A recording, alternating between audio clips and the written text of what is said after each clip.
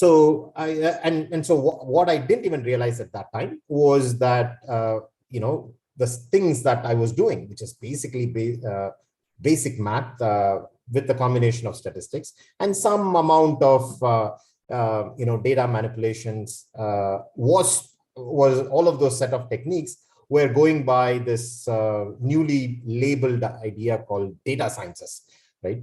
What is data sciences? It's just basically math, right? Things people have been doing before, but now there is plenty of tools that are available which make things easy for you to work with data and manipulate data.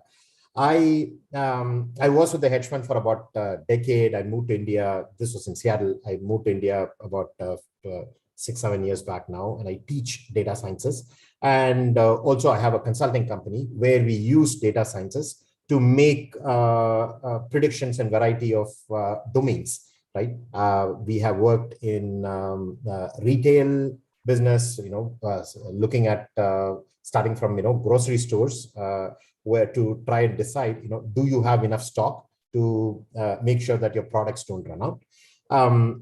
To things like, in manufacturing industry, can I predict when a robo is going to break down ahead of time? Because in a manufacturing setting, particularly these large manufacturers, they have this entire process flow that's happening. And if there's a breakdown that happens in the process, can be expensive because your entire flow has to stop and to fix it. So if you can predict ahead of time if a robo is going to break down just by using data, then that saves the company millions of dollars.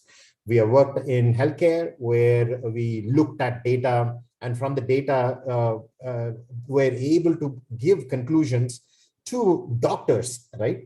Saying that, when we have looked at, say, blood tests from this particular region, you see that an unusually high amount of abnormalities in this particular feature. And there seems to be relationship between this particular kind of ailment to the other ailment. So those kinds of things from medical analytics, we have done work on it. But what really puts food on table is financial analytics, where we are trying to predict stock markets. And as Jayanth mentioned, crypto, where we have trading systems which use machine learning ideas to make these trades. Anyway, the reason why I was sort of giving this long background is so that you understand that data science is there everywhere. And when you pick up these methods, pick up these techniques, you can pretty much use these skills in any of the domains that you're interested in. Your undergraduate degree might be in one area, but that doesn't necessarily stop you from switching to some other area. I have, as I said, my PhD was in physics, and my undergraduate degree was engineering degree, PhD degree was in physics. I worked in a mathematics department, joined a hedge fund where I worked in finance, came back to India teaching data science, working in retail analytics, medical analytics, and manufacturing analytics and financial analytics. So pretty much, your career is really a clean white slate. You can do anything you want with your career as long as you put your heart to it, right? There's plenty that you can do. And data science is one of those areas which allow you to jump from whatever your current expertise is to jump into another domain, or actually make better progress in whatever domain you're currently in. Okay, so what I want to do today is I want to talk about exploratory data analysis. So just giving you a very basic overview on how we go about looking at data. How do we download data? How do I get this data into my computational infrastructure? In this case, it's going to be Google Colab. So how do you load data there? And how do you view the data? How do you figure out what kind of issues are there in the data? And we'll see if we get time, we'll see, can I find out if there are relationships between data, right? Those are the things that we are planning on working today. Okay. I like a class to be interactive, and I would strongly encourage you guys to ask any questions that you have. I know I'm the only person with the video on. If you guys are comfortable turning your video on, please do so. It's, having our conversations, staring at a screen is always awkward. So thank you. Thank you for Jabjyoti, Umesh, Ritvik. I truly appreciate you guys, allowing you to, getting rid of the shyness and turning the camera on, right? Make sure that, it seems like a more personal interaction. Are you guys able to see my screen? Yeah, I have a whiteboard, and then there is this one window which says EDA. Yeah, you're able to see my screen. Good. Okay, so let me start by opening a data. Most of you guys, I'm sure, are familiar with Excel, right? You have open data sets in Excel. So we're going to start off from there, right? And then we'll talk about, how do I get this data set onto my in Python. Okay, so I have this one particular data called it's automobiles.csv file. I am going to open this. Just a second.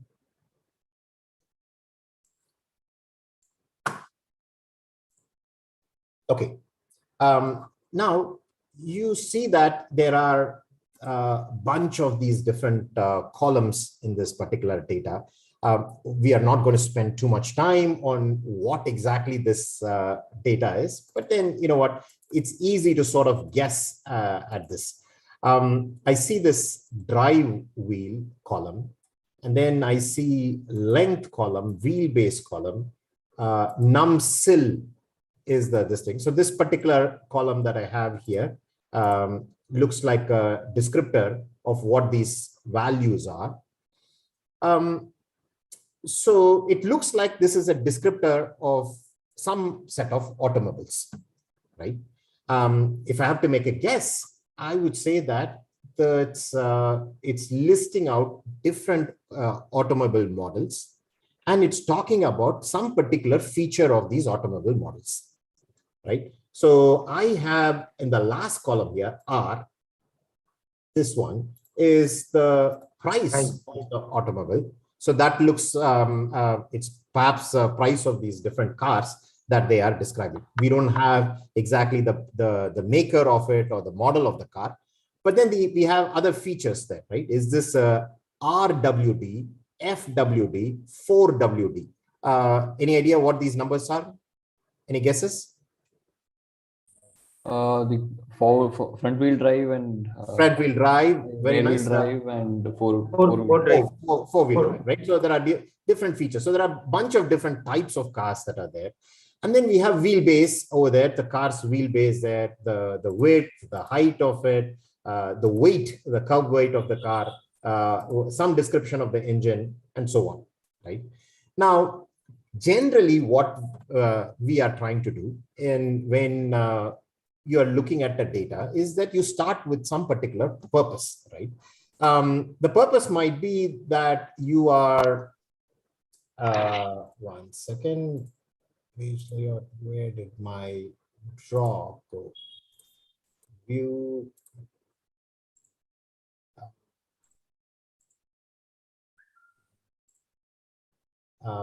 That's okay. I'll just copy this onto that, right? So generally the purpose of having this data is to do some kind of analysis on that. Perhaps you want to understand why is a car priced in some particular way, right? There are different models of cars, and the price of these cars are widely different. And you want to perhaps understand what are the things that is perhaps driving the price of a car, right? And that's the kind of analytics one would try to do, right?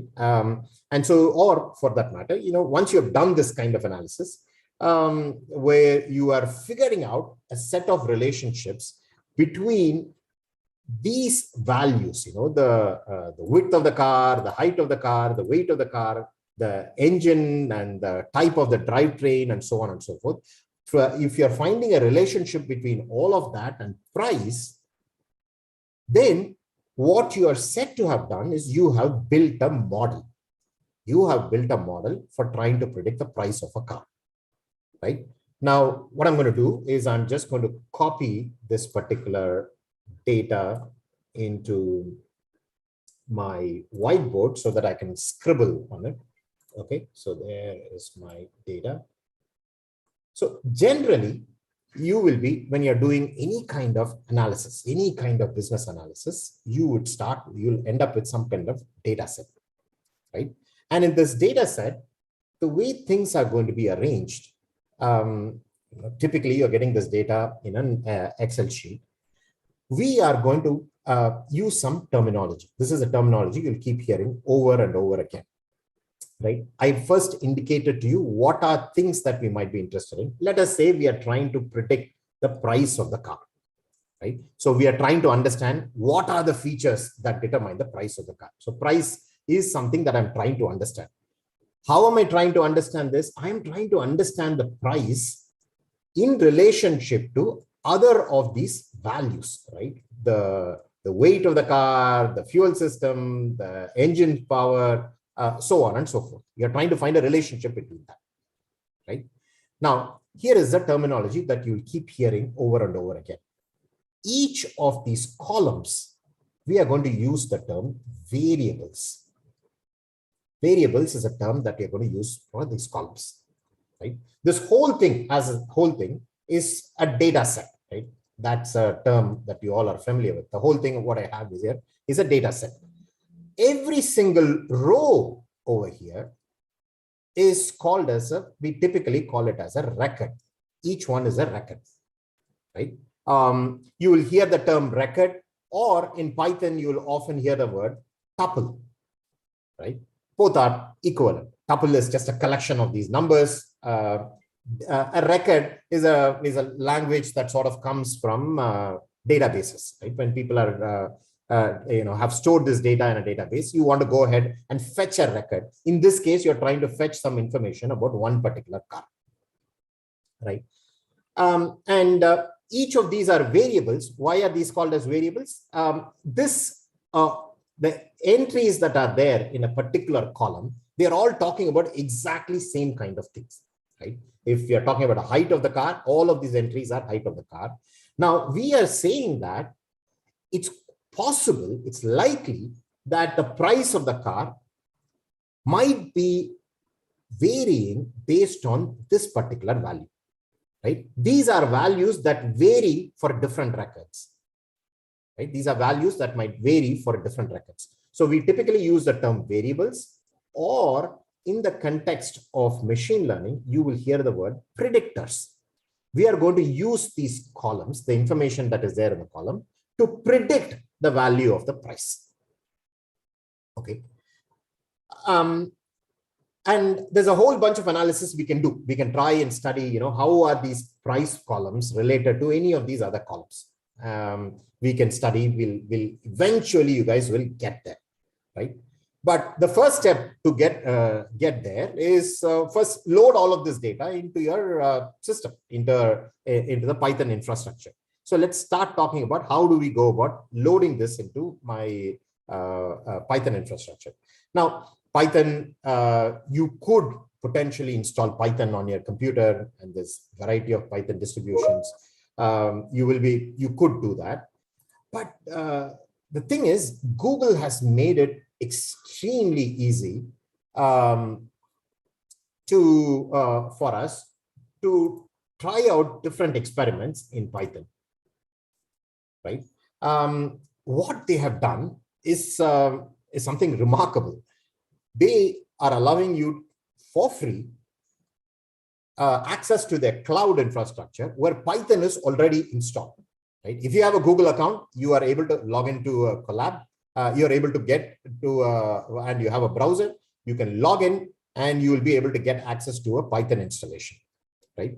That is what is the Colab notebook. I believe you guys are sort of familiar with Colab notebook. You have seen it before, correct? So I'm not going to describe different features of it and so on. But here is an instance of, there's a Python kernel that's running in the backend, and any command that I type here will be able to will be executed by this Python instance, the Python kernel that's running in the backend. Now, for me to do the analysis, I want to load data into Python, into this particular Colab notebook. Okay. So what I'm going to do is I'm going to first start by opening my drive, my Google Drive. Okay. So I'm going here to drive.google.com, and I have a bunch of folders. So let's go ahead and click through, right? Just for the heck of it. Where it's drive.google.com. And I didn't want this particular Google account. I have a bunch of Google accounts, that Google account.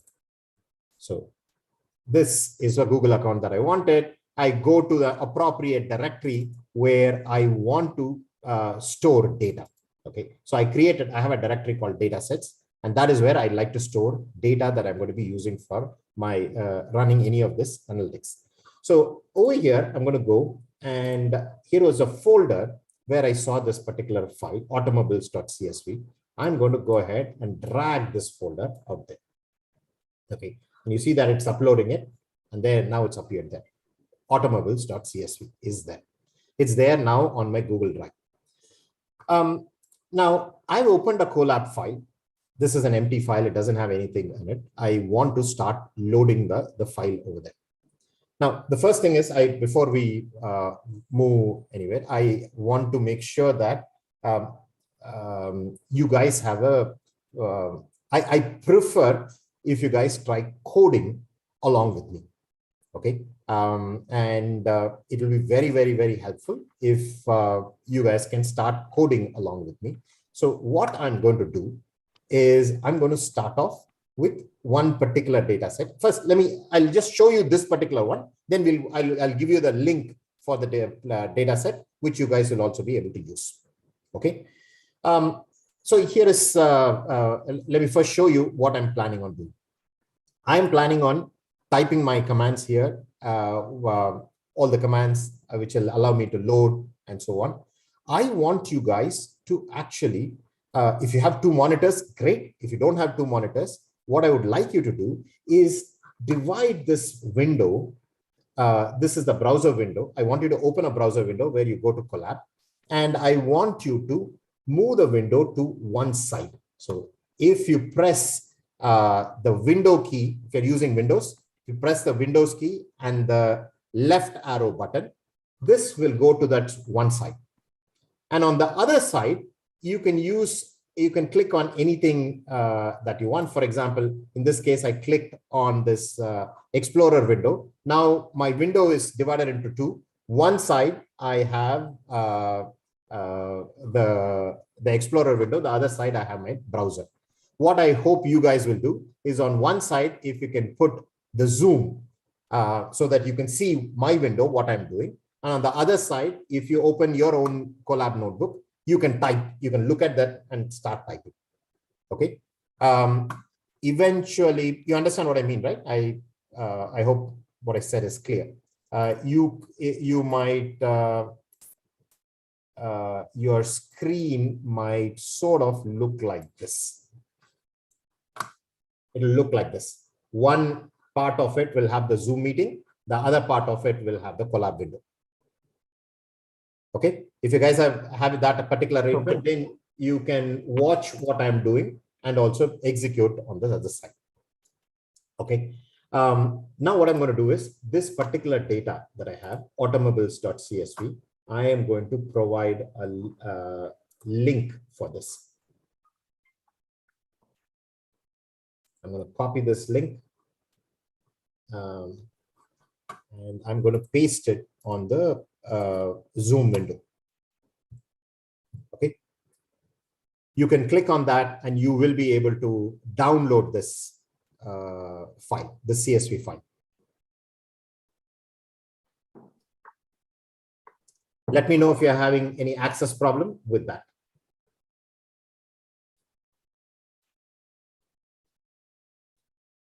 Sir, the access needs to be provided. Access is not yet provided. It's restricted. Oh, sorry. Anyone with the link? Sorry, my fault. Yeah, now we should have it.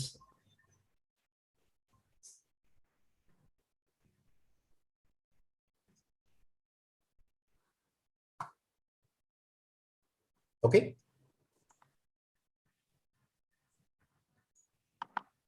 If you're able to get access to it, you just press yes, or you can speak up. Yeah, awesome. You're able to get download. I'm sure then most people will be able to download. Okay, then let's get started on this. So the first thing that I want to do is I want to load this data, right? Now, there are lots of modules that are there, libraries that are there in Python for doing data analysis, right? Python actually is a pretty old language. It's been there for a while. Initially, that particular language, Python, was very popular for text analysis and string manipulation, that kind of things, right? Somewhere about 10 years back, it got taken over by the data science folks. And now there's been like tons and tons of libraries which allow you to do data analysis, right? One of the libraries that is there is Pandas, right? Pandas stands for panel data, right? Pan stands for panel data. So what is panel data? Panel data is an Excel sheet, right? You have a data panel, so to speak, right? Pandas allow you to analyze these data panels, right? So you want to import that particular library. So I want to import Pandas. Now, I want Pandas has a lot of functionalities to do all kinds of things, and that's some of the things that we are going to be talking about today, right? But each time I want to call that functionality, I need to specifically say that I am asking for example, reading a file. I'm asking to read a file using the read file function in Pandas, right? I need to explicitly say it every single time, right? Because there could be read file functionality in other libraries as well, right? So what we are going to do, we are going to make our life easy. And instead of typing Pandas fully every single time, we're going to just say import Pandas as PD. Now, what this command does is it says that, okay, I'm going to be using Pandas. And whenever I type PD, it means Pandas. Okay, that's what that command means. Now, what I'm going to do is let me go ahead and use my full screen so that you are seeing the whole screen on your side. Now, what I'm going to do is I want to start reading the data. Okay. Now, this Google Colab as such is running on a separate set of servers. The different servers than the ones that are hosting the Google Drive, right? Google Drive, for example, Amazon has its own file servers, but for a large extent, they actually use Amazon's infrastructure for storing data, right? Now, this particular one, Google Colab, this is actually specifically meant for running this Python kernel, and it's running on some other server. This one does not by default have access to your data that is there in the drive where you have stored. So first thing I'm going to do is I'm going to try and get access to that. So I'm going to click on this window there. You see this rectangle there. I am going to click on that rectangle. When I click open, I see these options that are there. You see sample data. Now, sample data is a bunch of this data Google has provided along with this Colab access. Now, each one of us, when we open this Colab file, each one of us actually get a separate Python instance. Your Python instance is different than mine, right? Each one of us get a separate Python instance. Now, it would be incredible waste of time and waste of money for Google if they allocate a separate machine for each one of us. So what they've done is they've opened up a separate virtual instance for each one of us, right? When it opens that virtual instance, it comes with this preset data. But the moment we stop using Colab for some time, this instance gets destroyed and Google frees up its memory and its computational power so that other people can use it, right? So this is sort of on-demand usage, right? Now we want to load data from our drive, and which is a permanent storage, right? So you see this button here. This is your drive. I'm going to click on that. And now it's going to ask me, permit this notebook to access your Google Drive files. It's asking me.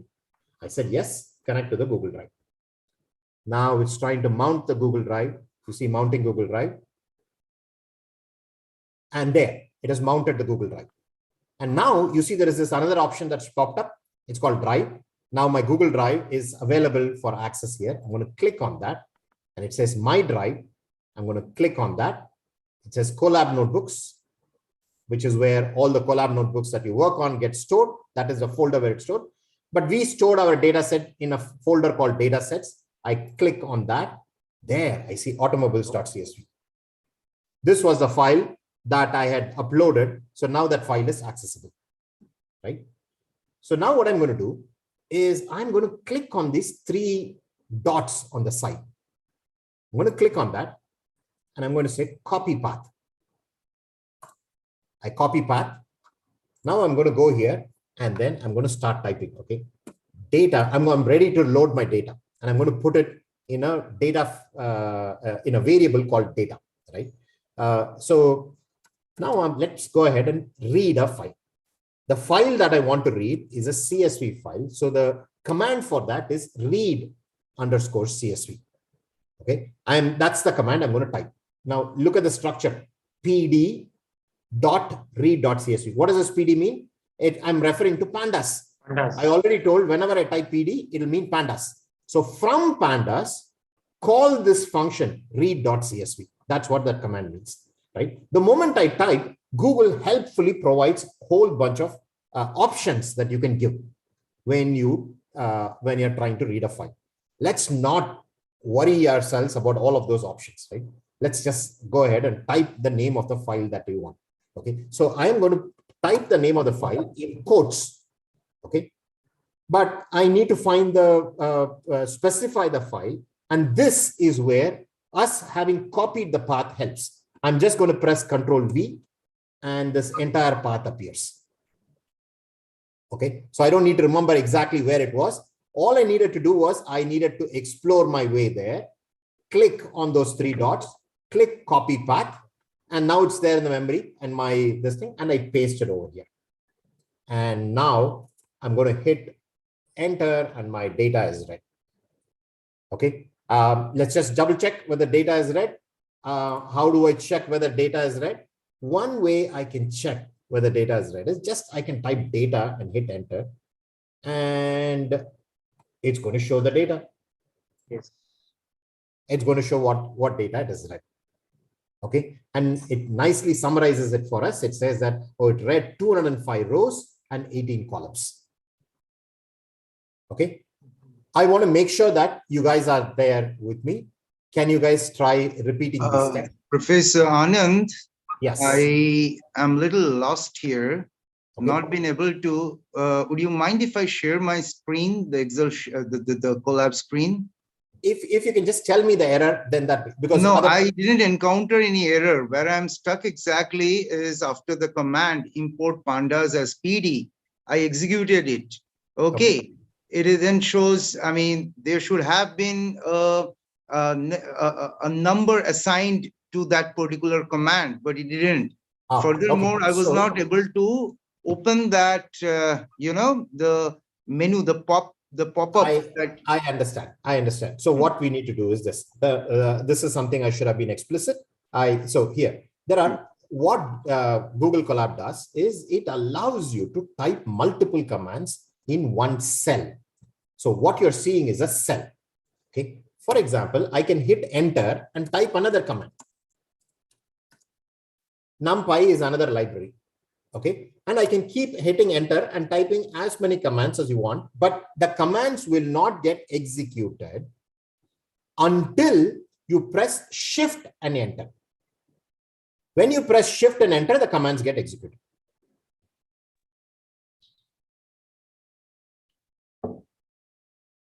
And this is done.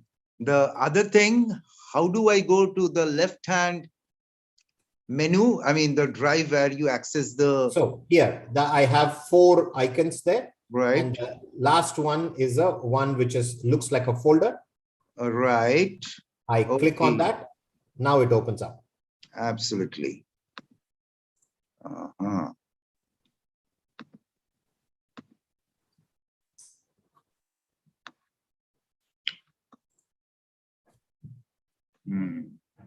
So I can't find the automobiles.csv file either in my drive.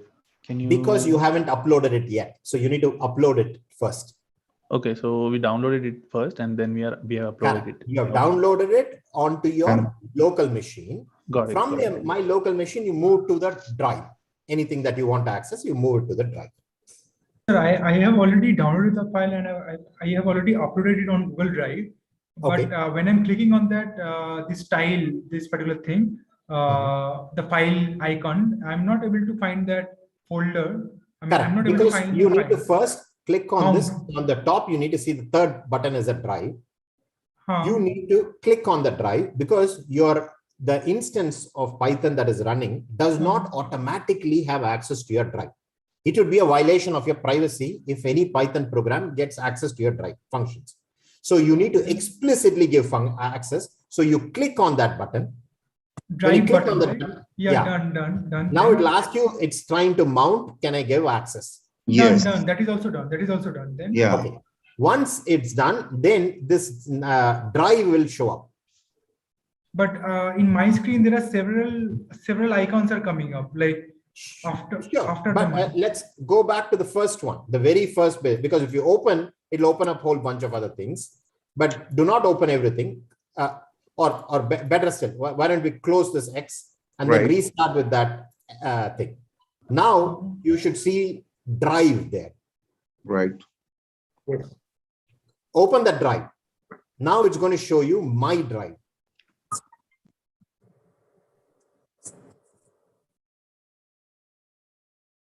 Okay. My drive will show up. I'm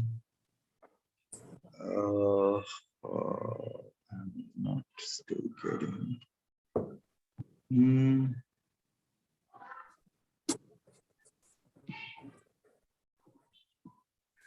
If someone is able to see it, then please do let me know. If you are allowed permission, you will start seeing drive. The moment you see drive, you open it. Now you'll see files inside your drive. No, sir. Actually, what is happening right now is I'm not able to see this particular part. This is my drive part. It's after mounting, it is saying as run this cell to mount your Google Drive. Okay. Absolutely. Coming as a pop-up. Copy that cell. Copy. Yeah. Just you'll get a open. You will get a cell here, and then you see that play button. Hit play. Yes. Play button. Okay. Okay. Where it said run that cell. Again, it's saying like connect to Google Drive. Yes. Give permission. Again, we have to give. Yes. Okay. So, Professor Anand, finally, what I have in my message saying from Google Colab import drive.mount mounted at content drive. Yes. It means that it's saying your Google Colab, your drive is available in this folder called drive. Right. But honestly, I didn't actually see the way it is structured in your PC is a little different in mine. I don't have this data folder, drive folder. It's not showing up as drive folder, but yes, I could still access the automobile.csv file. Okay, so if you're able to see the automobile somewhere in your drive where you have kept, because the files that I have will be different than the files you have. Right? Yeah. So, and now once we reach there to that particular data set, and we can copy the path. Okay. Absolutely. Now that will I'm not able to see that pathway yet. This drive thing, not able to see that pathway yet. Can I just upload it directly from my computer? Will that be a problem? I mean, so I will give you another way. I can definitely give you another way. I will just give you and this is shows us another way of loading it.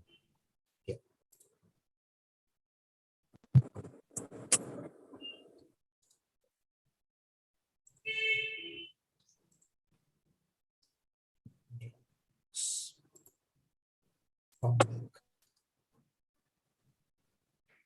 Paste.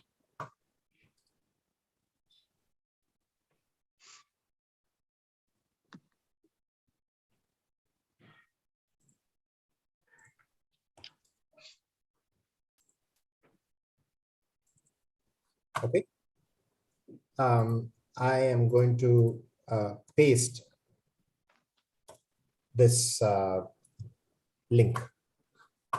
Okay. Now, here is another way of loading this. Okay. If you have, here is another way of loading it. I'm having data is pd.read_csv. I'm going to put here and I'm going to place that link. The link that I just did, entire link. Okay. Sorry, .csv.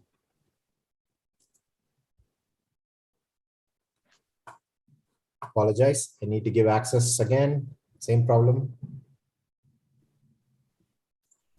I will just give you access to that. 1 second. So we need to close that with that double quotes at the end, the address. Sorry, 1 second. Save. Absolutely. pd.csv expected one field. Start it again.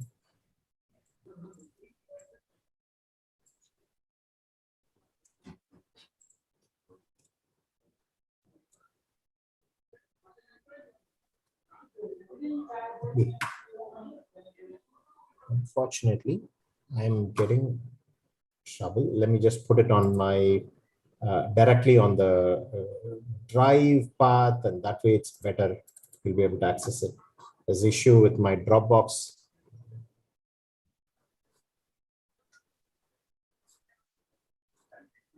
Half a second. So one of the things that basically Collab does allows you, sorry, one of the things that Pandas allow you to do is actually it allows you to download data directly from the web page itself, right? So here I'm showing you, I'll find you the path for that automobiles.csv. Once I get there, I'll share that. But again, I'm going to show you as an example another data set, right? Here is another CSV file that is there. And what I can do is I can, any CSV file anywhere can be loaded that way. Pandas read_csv.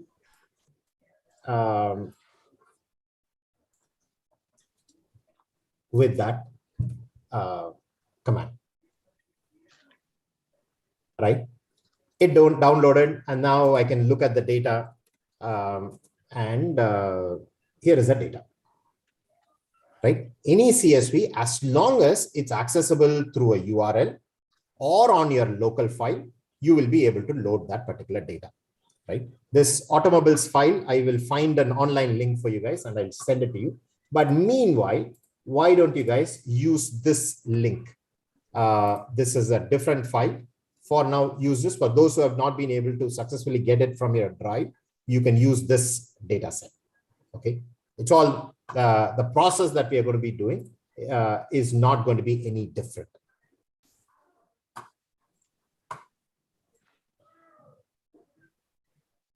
Okay, you see that pd_csv, and then just type this link. Okay.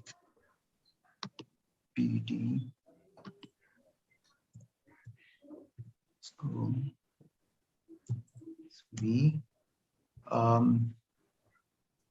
Can you please go back to the command line, Professor? Sure. PD_data. pd.read_csv, and then you paste that entire read underscore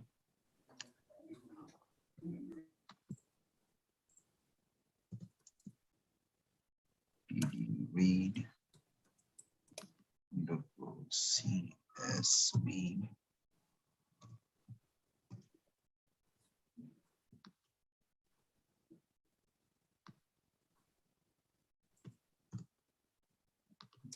So let's move on to the next step. Now that you have downloaded the data, Yes. you have the data now in the environment. Now, When I typed data, it just blindly just shows the whole data, right? It's kind of silly. I mean, it doesn't, you know, your entire screen is sort of taken over by this, right? Often your intent is you just want to see what is there in the data, right? Did it load properly or not? So I just want to see the top of the data. To see the top of the data, the command is data.head. When I type data.head, it just shows the first 5 lines of the data. You can ask me, you know, how about if I want to see the last part of the file instead of the first part of the file, last part of the file. Okay, then I can do data.tail. And when you hit data.tail, you see the last part of the file. Can you guys try out these commands? Let's do an update.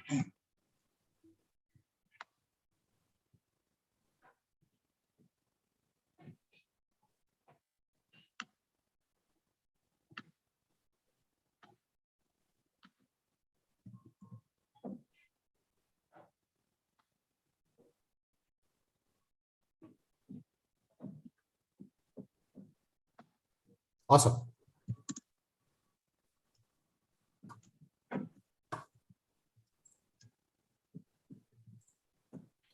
Okay, so now you have downloaded you've gotten the data. You have looked at what is the content of the data by just briefly by looking at one second.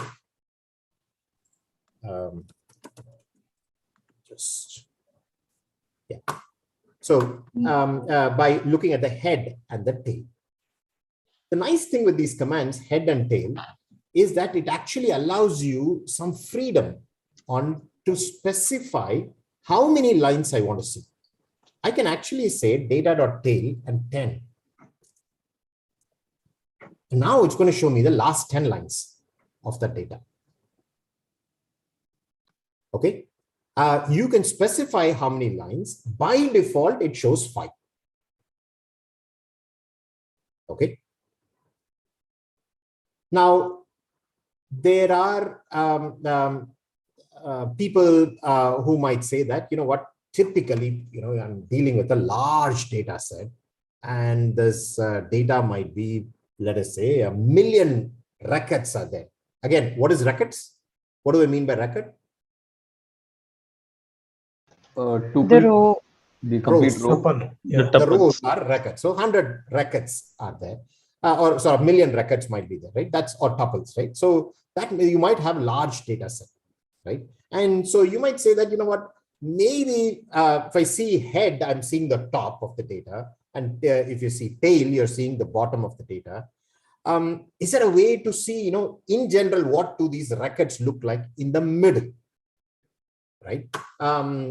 And that to look at the data in the middle. So I can just do sample. Just give me an arbitrary sample from the middle, right? And that sort of, you want to get the feel for basically how the data looks like. And this sample, again, also takes in arguments. So I can do sample 15. What do you think that does?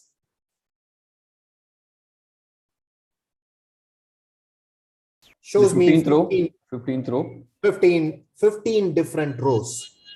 Okay. Randomly, it gets 15 different rows and then shows that, right? It's just sampling. And look at the numbers, right? It just randomly showing these values, right? Because often you want to get a sense of what the data looks like instead of just on the top and the bottom. Because sometimes if it's an ordered set, you won't quite understand the variation that is there in the data, right? Now, we haven't actually talked about what this data is, right?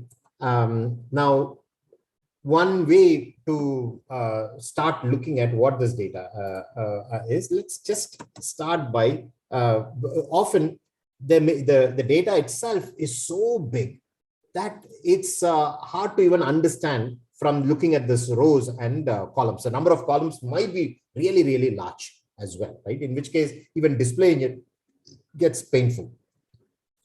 So one thing you would do is you would start by typing data.info, right? Now, when you type data.info, this is now actually starting to tell what it's showing, right? This is basically a data frame that it's showing. This data frame, what do you mean by data frame? First place, data frame is an entity which is basically like an Excel sheet where it has got a bunch of these variables there. Now, this is different from an array. Array is something that we have learned in mathematics from school, right? What is an array? Array is basically a collection of numbers that was put there, right? Data frame is, again, it might be a collection of numbers, but it might have different entities. So for example, this particular data frame, what did it have? It had one column of numbers, second column of numbers, third column of numbers, but the fourth column was not numbers, it was string, right? An array is something which can have all entries to be of same type. Either they're all numerical or they're all string. That's array. Data frame allows you to have different types of entities that are there along each one of these variables. Okay, so now what data.info does is it talks about each one of these variables, right? It talks about R&D spend, administration, marketing spend, state, profit. It's telling me what kind of information that is contained in that data frame, right? Notice this thing, right? It did not give me information about the columns. Sorry, it did not give me information about the rows. It gave information about the columns, right? Why? Because it knows that this is the thing, right? It knows that this tool is being used for data sciences. Along the columns are variables, right? These are the things that we are going to be eventually be using to predict things, right? Now it's now telling me what are the variables that are there in this structure, right? And that is why by default, it's actually giving me only information about these columns. Now let's try to understand this, right? What does it say? So the first one is R&D spread. R&D. So this is a data set from different startup companies, from 50 different startup companies. Information about that has been collected. Now, what are the information that's there? R&D spend of a startup. Okay, how much are they spending for R&D? Administration expenses in the startup, marketing spend for the startup. Then the state column says which state was the startup in. And then this profit column talks about how much profit the startup had. Right? These are the variables that are there. Now, it's telling me right away that these are floating point numbers, meaning these are all numerical values, right? And this state one is an object, it's basically saying it's a string, right? It's not a numerical value, right? Sometimes what will happen, the numbers that you might have might be integers, in which case it will actually take, the D type will show it as integer. Okay, but this info directly tells you what kind of data you have. Any questions? I would like you guys. Sir? Yeah, please. When you put the parenthesis after info and you ran the command, it showed some other thing. And when you put the parenthesis, it's showing another thing. That's right. So usually when you have a parenthesis, that is when you put a parenthesis, you are asking it to execute a function. Okay. When you are learning later on, when you learn more things about Python, you'll talk about how do you write a function, right? Now, a function typically takes arguments in.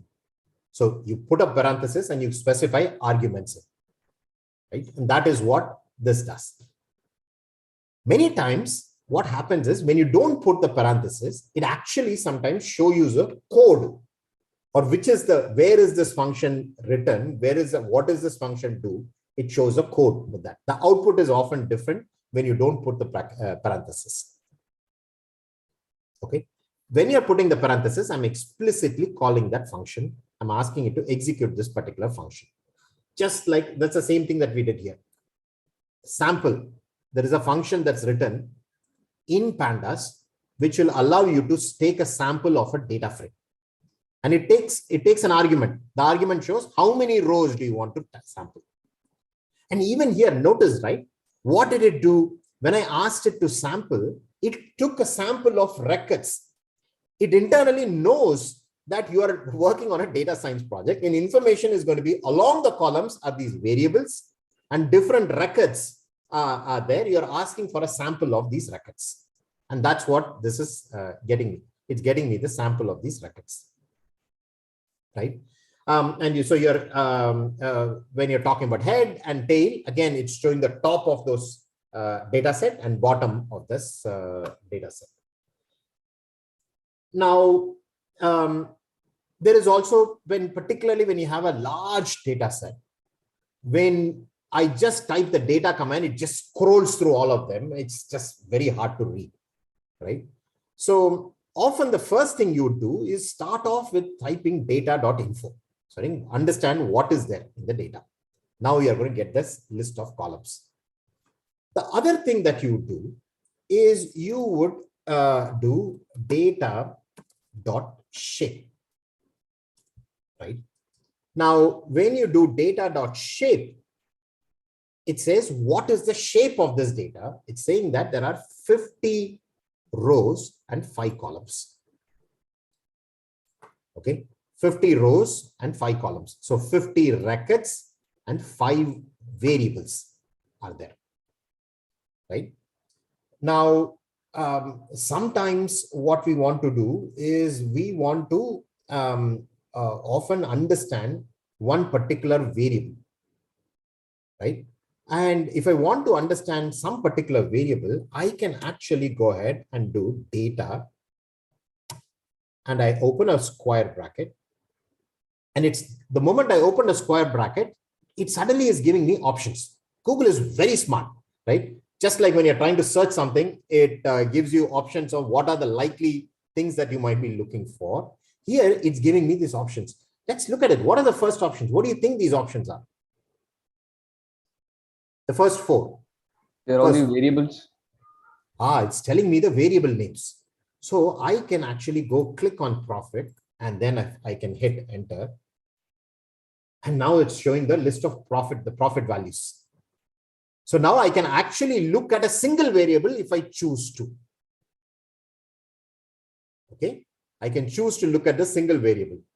But right now, we are not going to analyze the single variable yet. But this, essentially, I'm saying it knows the structure that you are fed in. It knows you're ready for data science. These are the variables that are there. These are the records. And so everything it actually enables you to do things easily without you having to specify that variables are along the columns or records are along the row.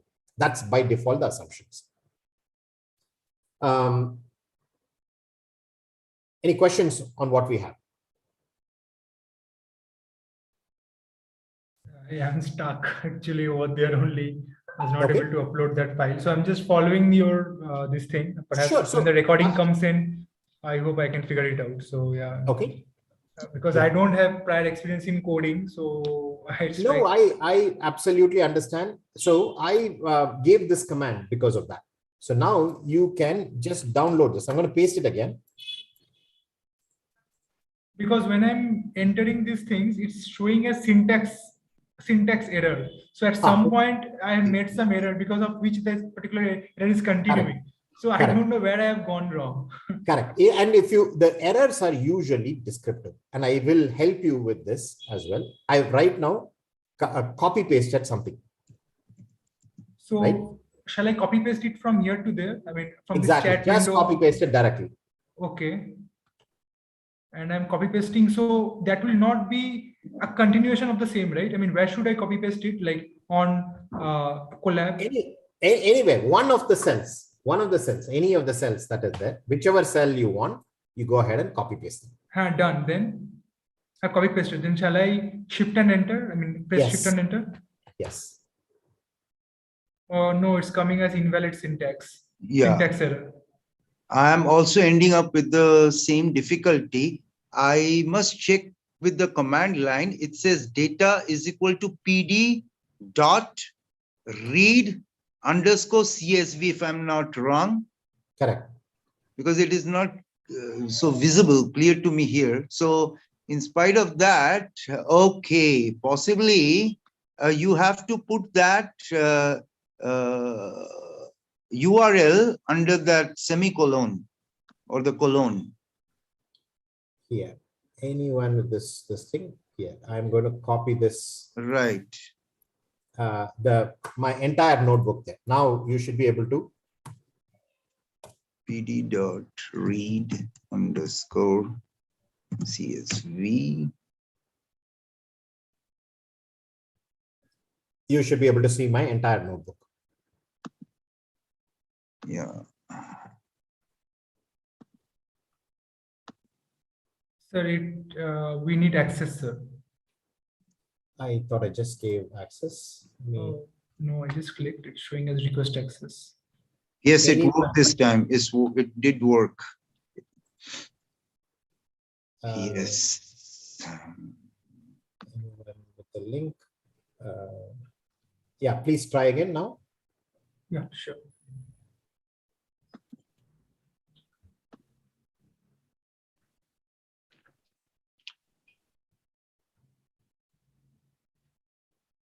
Data dot head. Data dot head. Okay, if anyone is able to access it, if we just say yes, that will be that will help us, because then we'll know whether it's one So- person's some issue or the general. So Funny is able to access it. Yeah, Kiran is also able to access it. Yes, so now we can access this one. So now what is to be done? Shall we copy paste it from here to there? From Yes. your collab? Yes. Okay, so I'm just copy pasting, I mean, copying the entire thing from start to beginning, and I'm Correct. pasting it on it like at any cell, right? Any cell. Just copy paste the commands, not the output. So you would, for example, copy paste import pandas. Is that working? Is import pandas working? Yes. Import Okay, pandas then- as PD is working. Fine. Then Good. Wonderful. Then just directly go ahead and copy paste this cell 8. What I have. cell 8, just a moment. So cell 8.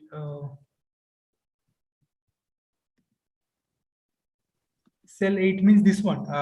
Data is equal to PD dot read CSV. This one. Correct. Yeah. And with the URL. URL is the same URL, right? Yeah, this is the one. The GIST dot. I'm marking on the screen. I'm showing you. Yeah, sure. Just Yeah. a moment. Let me try it now. Data is equal to PD dot read.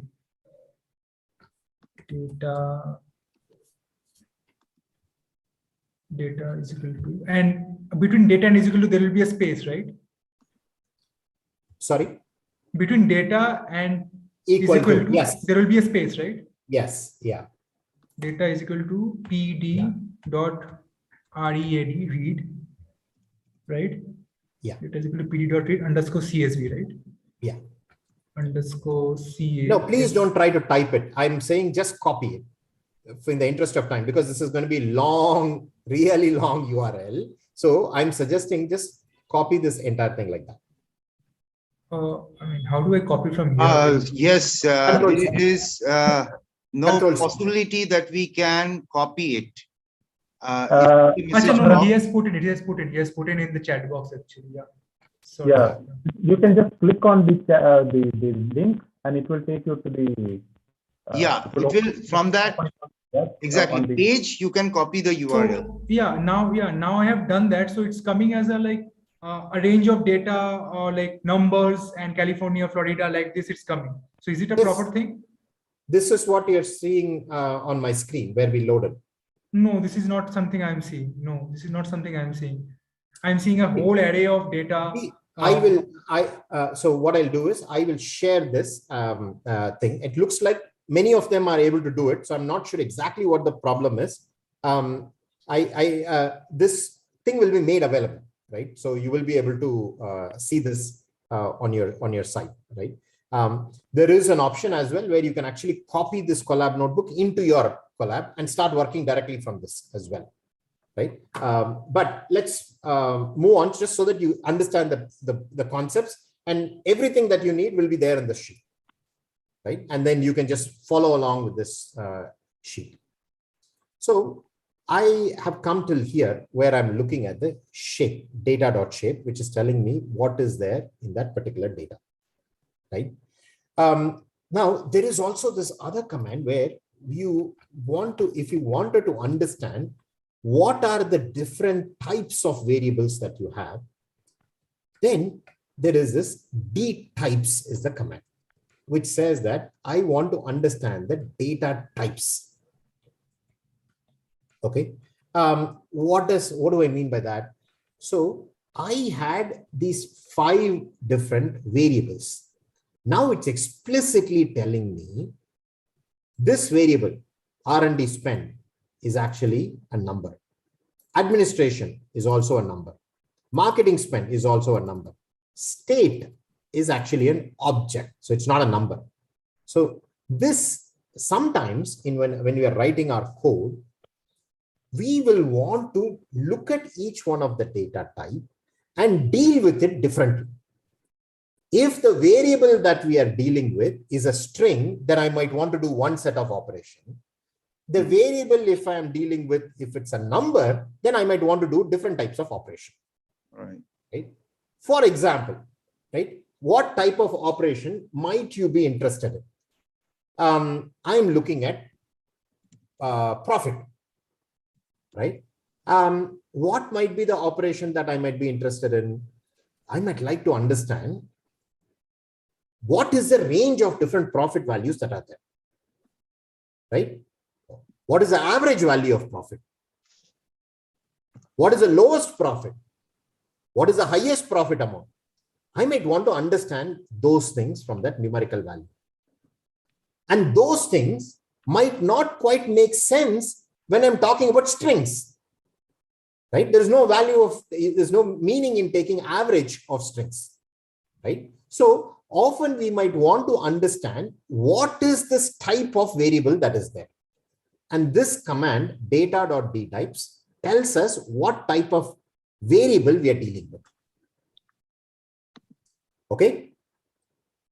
Now I can, the thing is, the beautiful thing is the writer of pandas, the creator of pandas was someone who is actually, interestingly, very similar background like I have, right? This was a person who was working in a financial company and they were analyzing investments, right? And typically when you're analyzing investments, when you're trying to analyze stocks, you are looking at data, multiple data, right? What is the profit of a company in this quarter? What was it in the previous quarter? What is it 10 quarters back? What is the expense ratio? What is the P ratio? All kinds of things about stocks that they do this analysis, right? Which is why this data is often, they have an entire panel of data, which is why he wrote this function called panel data, right? Pandas, because of that.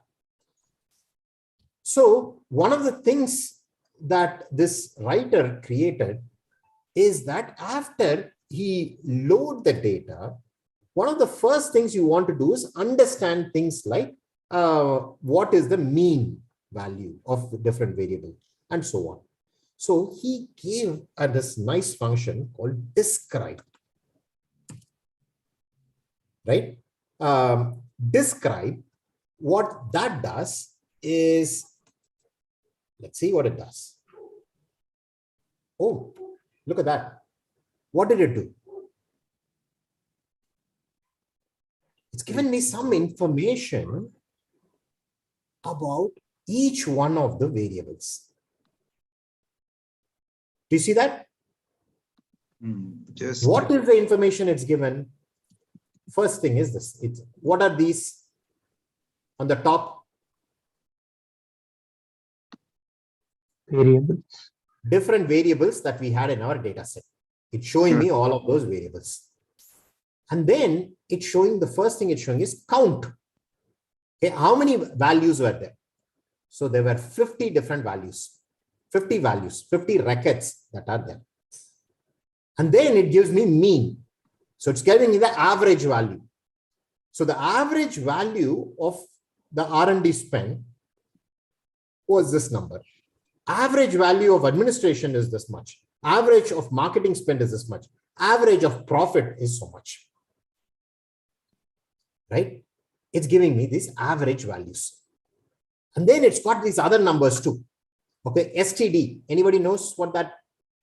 Standard deviation. Standard deviation. What does a standard deviation mean? Standard deviation talks about how much variation is there in the data. Right? How much variation is there in the data. You guys are going to do the statistics module. You'll do this and you'll learn about standard deviations in detail later on. Right? But it's giving you the standard deviation. In addition, it's telling me what is the minimum value that was there. So there was this one company where the R&D spend was actually 0. And there was marketing company was 0. We don't know if it was the same company. It is just saying that the lowest value it found in that column was 0. Right? And the highest value it found in that column was this number. So it's telling what is the lowest value it found and what is the highest value it found. And then it tells you about different quartiles. What is the 25th percentile, median value, and 75th percentile. Those numbers as to what exactly do quartiles mean will be covered when statistics module starts. Right now, we are just getting familiar with data. We are getting familiar with pandas. There's a lot to talk about when you're talking about mean, median, mode, and those other things. And that will eventually come. Any questions? Yes, Professor, I have a quick question again. Yeah. So when we talk about data science, my understanding, since I'm a material science engineer, I have spoken to many people in my domain. One big complaint from most material scientists and engineers is that we can't generate a lot of data. To give you an example, if I'm talking about a thermodynamic system where my variables are pressure, pressure, volume, and temperature, we don't usually go by, internal energy or kinetic energy of atoms, molecules, because that is taken care of by the big variables, pressure, volume, temperature. Okay, but if I have a big, what do you call those rows for the pressure, volume, temperature, but I don't have any other separate set of data, input data, will I be able to solve problem? Say, if I want to look into the stability of the phases, will that 3 variables, pressure, volume, temperature, suffice my requirement? So solving problems come much later. Okay. Right? Okay. Much later, right? So all we are doing right now is loading data. That's all. Right? Okay. But eventually, ML, when you guys come to the ML portion of it, that is when questions are appropriate, and you will be able to do it. Right? Okay. We are going to start with very simple data sets where we sort of have an understanding of what different things mean. Right? And then we are at a stage where we are just going to do analysis of data. We haven't yet gone to a level where we are going to do prediction with data. Right? So that is all much later on. Right. Okay. But it will all come in and it will make sense. These are all because that is where my interest lies in. Correct. Absolutely. Which is why you are here, right? You're taking the first step. Absolutely. Understood. So now I want you guys to, people who are able to load this data, are you able to type this and get this output? Yes, if you are, please say yes. Good. Good. I've seen at least 7 or 8 folks who have gotten here. So good. So things are moving reasonably well, right? Now, so what I've done is I've just typed this describe command and I've got this. Is anything missing here? State was missing, right? And state was there before, but it's missing. Why is that missing? It is Because not it's a string. It's a string. Not numeric, right? It's numeric It is data. a string. not It numeric. is not numeric. And so that is why it is not able to do this mean, median, mode and all that for that. So it didn't do that. What do I do if I want to understand what type of data that is there? Okay, so there is an option. I can actually do describe. And I can do exclude. I can exclude numbers. So what did I do? I'm saying of all the variables you had, exclude the numerical variables. Show me these non-numerical variables, and I want to understand what is there in the non-numerical variables. So now what does it say? It found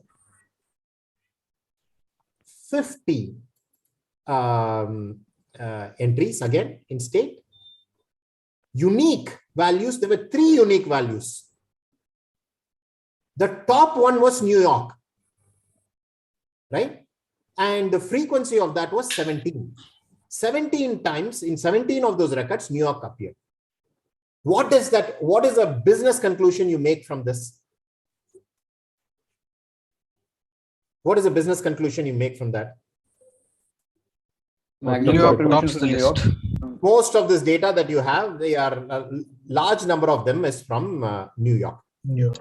Right? That is what that's the business conclusion that you are making. Now, is that exceptionally skewed towards New York?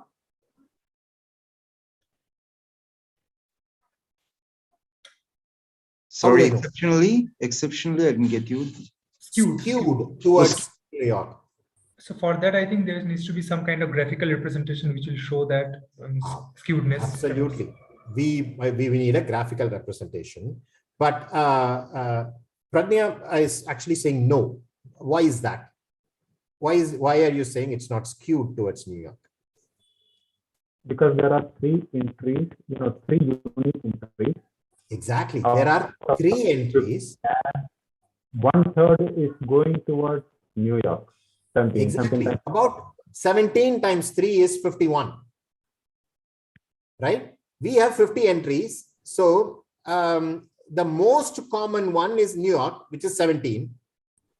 Right? And the other ones must be about the same.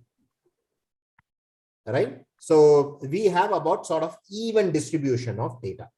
But Manoj, you're right. We have to see the distribution. We'll eventually have to see the distribution to make these conclusions. To do distributions, we'll have to get to plotting. Right? And we'll get there, but not today. Today, all we are going to do is load the data, sort of try and understand some basic commands from pandas. That is all that we are going to be doing. But eventually, you'll come there, you'll do the distribution, and you'll study relationship between 2 variables and all that.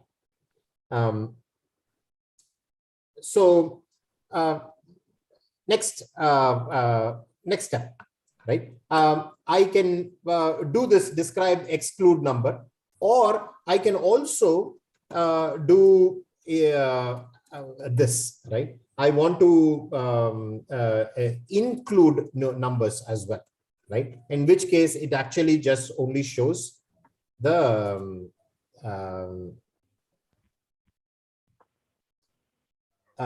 numerical values, right? I can exclude numbers or just include numbers.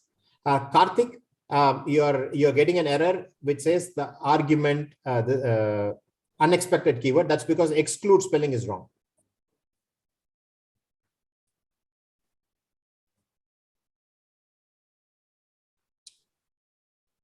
Yeah. Awesome. Now, what else can we do with this, right? So one of the things we can do is sorting. That's interesting, right? So this is again something that you would typically do with Excel, right? You would when you're doing these analysis, so when you're doing this analysis with Excel, so this is a standard way in which you would do the analysis with Excel, right? You would mark all of these columns. These are all these variables. And I am just going to say format as a table. So all of this data is formatted as a table.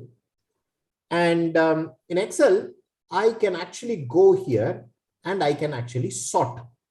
So sort from smallest to largest value. And now this whole data will get sorted based on that particular thing, right? This is something that people who are using Excel often are familiar with. Then, so the question often comes, can I do this with Python? Right? Of course. So since that's one of the standard things that people do, the Python allows you to do this as well.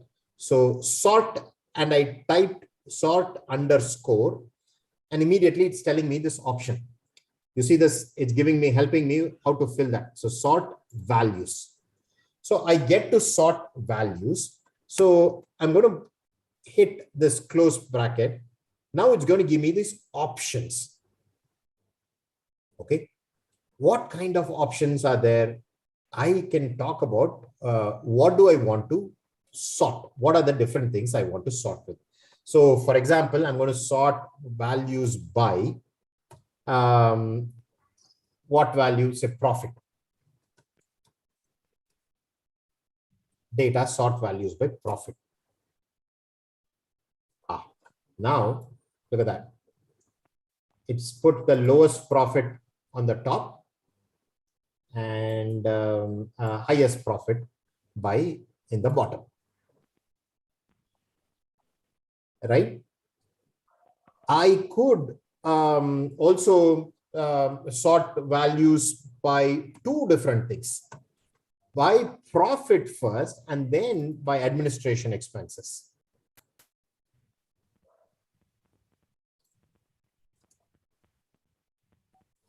Right? And now it does that. Sir? Yeah. I'm sorry, if it's case sensitive also while typing the profit. Yes, absolutely case sensitive. That's one of those things which really takes people a time to get used to. Okay. It is case sensitive, right? So when I type profit with a capital P, that is different than profit with a small p. Okay, so you need to make sure that you're typing the variable name accordingly.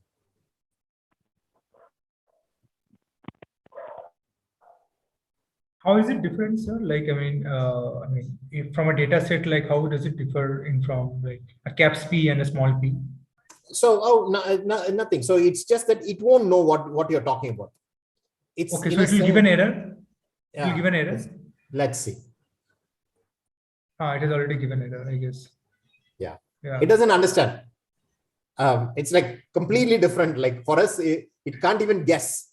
It's not even going to try and guess. So like, so basically, say this is like what I'm getting. So I'm making an error somewhere, which needs to be figured out later. Perhaps. Correct. Now, what this error? There is always easy to figure out this thing. Okay, what do I do when I get errors? Okay. Fortunately for all of us, there is always Google Baba. Google Baba is always available for help. All I need to do when I get an error like this, I typically try to understand what this is saying. Okay, most of it is scary, right? This is like a complete horror movie. Trace back, most recent call. I have no idea what this means. Typically come to the bottom. So it says key error, profit. Okay. So it's actually saying it doesn't understand what profit means. Okay. Now, if you don't really understand that, here there is a button that says search Stack Overflow. Now, Stack Overflow is one of those geek havens, right? Where pretty much geeks go there, ask any programming questions that you have, and there are people who answer, right? So one way, Google actually helpfully offers you this, right? If you don't understand this, why don't you try and search in Stack Overflow? There will be 1,000 other people who have asked the same question, and there'll be an answer somewhere there. Okay. Now, however, in this case, it's saying that it's got something to do with profit, right? So I look at that, then I come back and say, okay, what could be wrong? Okay, then I look at the names. Okay, so just to make sure that I don't make up this thing, I mark it and then I'm copying it there. And that gets it.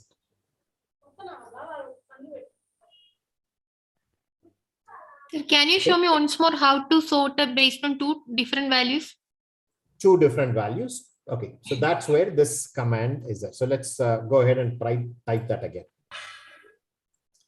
Data sort, and I'm going to wait until Google helps me with the fill. Now it's starting to give me some options. Okay, sort index or sort values. I want to sort values, right? So I'm going to go for sort values, and it gives me a hint on that command.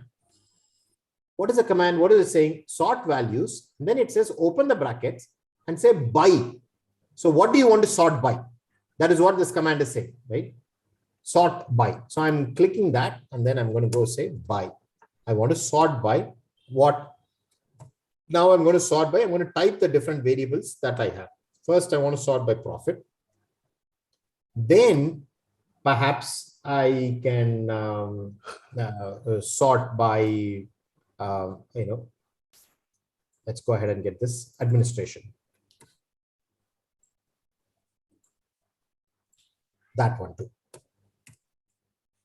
Now, in order to sort two different values, two different ones, I need to enclose that in a square bracket. Okay. What do I mean by when I enclose things by a square bracket? This is something you might have learned in an earlier session. Python has lists. So you can create a list of number by putting things in square brackets, right? Or list of anything. So, and here I'm saying this is a list of values that I'm putting, and this I'm sorting by this particular list.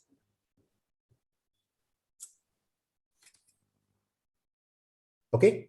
Sir, one more doubt. Is there any difference if we use a single quote or double quote?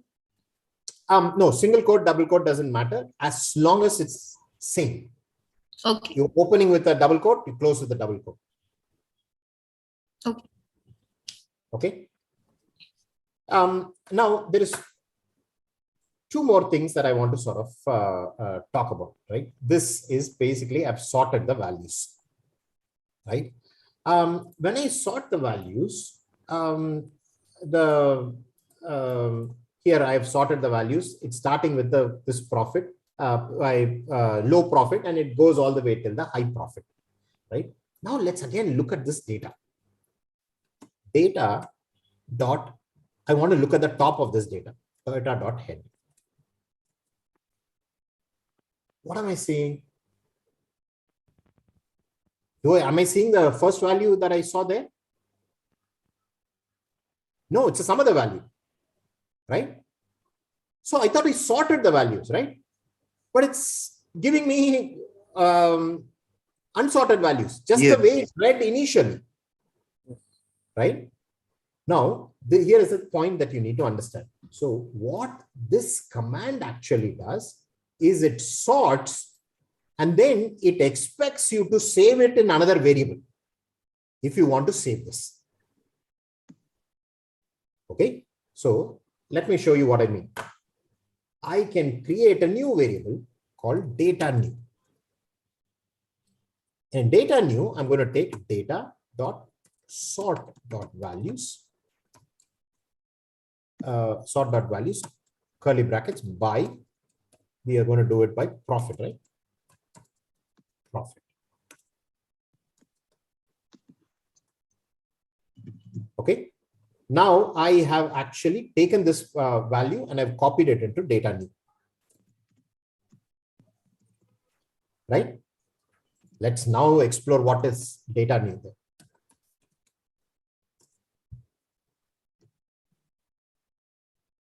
Do you see now?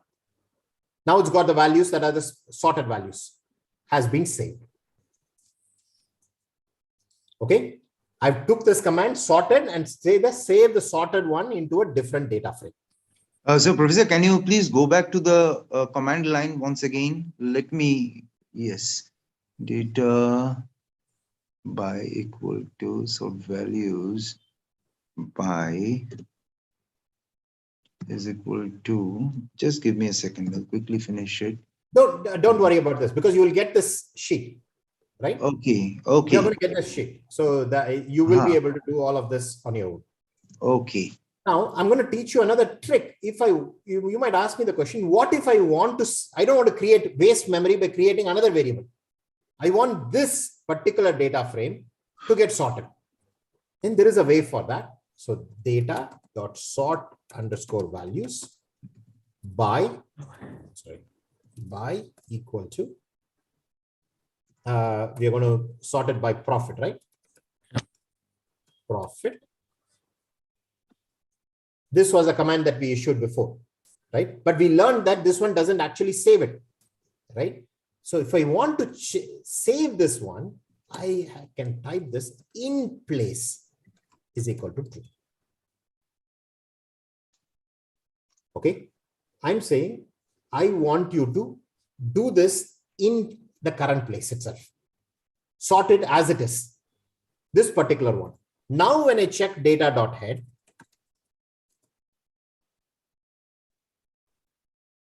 this value is sorted. Okay. Is the idea what's clear? the difference between this data.sort values that you showed right now and the previous, if I was not to place that in place is equal to true, what is the difference? So it just sorts it and prints it. It doesn't save it.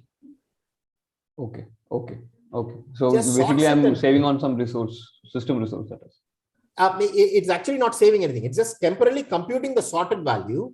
Sure. But you didn't ask it to assign it. You didn't assign it to any new variable. So it is just showing you that. That's it. Understood, sir. Got it. Right. Yes. So that effort is wasted. It's gone. But if you wanted to save it into itself, then you put in place equal to true. Yeah, sir, I had a question. Yes. Suppose you are sorting this on the basis of two keys, profit and administration. So on which key will it get sorted? Will it First, be the same way it's in Excel. You say first sort by this column, then you sort by that column. Okay. Right? The ideas are actually very, very, if we have worked in Excel, that's many of the same ideas translate here. Now, a couple of more important points I want to touch upon before we wrap up the class. One of the things I wanted, this thing is dropping a row. Okay. I want to be able to, so here is this data dot drop. I will be able to actually drop a row, drop a particular record if I want.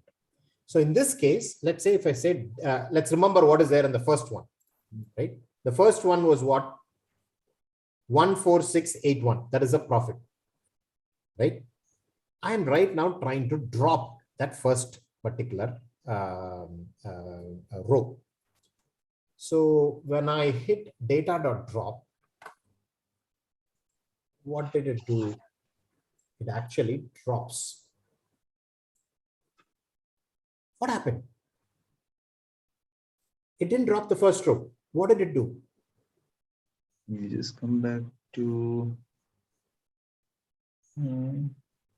Okay. Perhaps I need to do this data.drop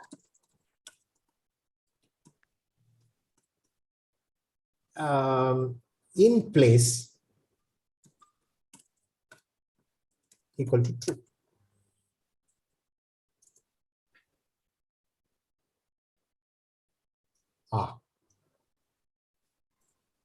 So now let's see what happened. Data.head. Okay. Now that same number is still there. Sir, What do you think is happening? sir, you know if you see the index number, it's starting from 49, right? And the first one got dropped actually. If you scroll down, I have seen it.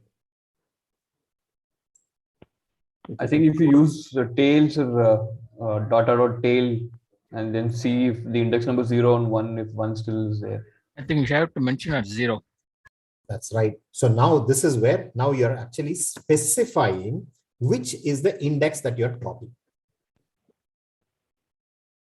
Right? Okay. What you're dropping is not this thing. You're actually saying which is the index that you're dropping. That is what it's doing. Now, what if I actually want to drop a particular column? So then I specify the column and then I actually say which axis I'm dropping.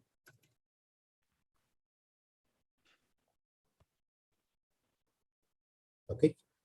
So let's try that. What's an axis, sir?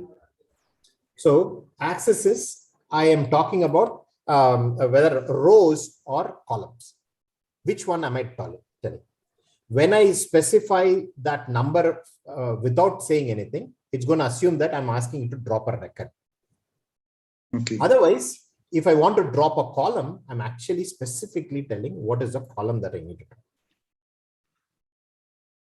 Right? So now, if axis is 0, that is row. Axis is 0, that is row. Now, let us see, I dropped one, right? I dropped one. Let us check what happens now. Data.head. Profit is there. What's happening? I thought I dropped it. Sir, you will have to see data.tail, sir, because you sorted the data and the index is presently down. No, you're right. But I'm saying the profit, I just dropped the column profit, right? I said drop. Yes, yes. Profit axis equal to 1. So you have to in place. Very nice. In Very nice. Excellent. So I need to do data.drop. I'm going to drop profit. And I'm going to say which axis I'm going to drop. Axis equal to 1. Then I'm going to say in place equal to 2. Very nice. So what is axis equal to 1? Like which axis? Axis equal to 0 is basically along a row. Axis equal to 1 is Y. Along. Yeah. So, okay. So that particular axis is what we are dropping. So now let me check data.head. And the profit is gone. Okay. Okay. Right? I was able to drop the profit. Now, one more important point that I needed to convey, which I haven't done. So let me do that by using this other data set. I know some of you had trouble getting this data set, but I'm hoping that majority of you were able to get this file. So let me go ahead and do this command, automobiles.file, right? Collab notebook, data sets, automobiles, copy path. I'm going to paste this over there. Now I've read this new data from which I had stored in this thing. Let me just check what that data is. Head, data.head. This was the automobiles data. Okay. Okay. So this data has more of the stuff that is there. Now, what is the first thing that I want to do if I need to sort of understand What type of information is there? Data.info. Very nice. Very nice. Data.info. Sorry. Data.info. There. It's telling me there are these different columns that are there. Aspiration, drive wheel, wheelbase, length, width, all of that. Some of them are strings. Some of them are numerical values. Okay. Now, what if I want to understand what is the, average values of these numerical numbers? Data.describe. Very nice. Excellent. Data.describe. Wonderful. We have a sharp crowd here. Data.describe. Okay. So now it's telling for wheelbase, how many, for each one of them, it's telling how many entries are there. Looks like altogether, there are about 205 entries that are there. I can confirm that by doing this. How do I check what is the size of the data? Data.shape. Wonderful. Data.shape. 205. 205 records, 18 columns are there. And that is why when I did data.describe, I found that the wheelbase has 205, length has 205, and all of these guys are having 205. Right? Now, it seems like a waste that if there are 205 records, why is it repeating 205 for every single thing? It seems like such a waste, right? Or is it a waste? Do you see anything different? There are some null values, I think, sir, in bore and stroke. Very nice. Because Look there at are that. Bore is Stroke not is 201. 205. It's 201. Stroke is 201. What is this? I thought there were 205 records. And it turns out the file that we loaded in does not all of them actually had values. Okay. Yeah. Right? Not all of them had values. So, and this is very, very, very typical that you will see, right? When you're dealing with data set, look at this here. For this particular car, the price was not available, right? The data that we are going to be dealing with will not necessarily be a full data.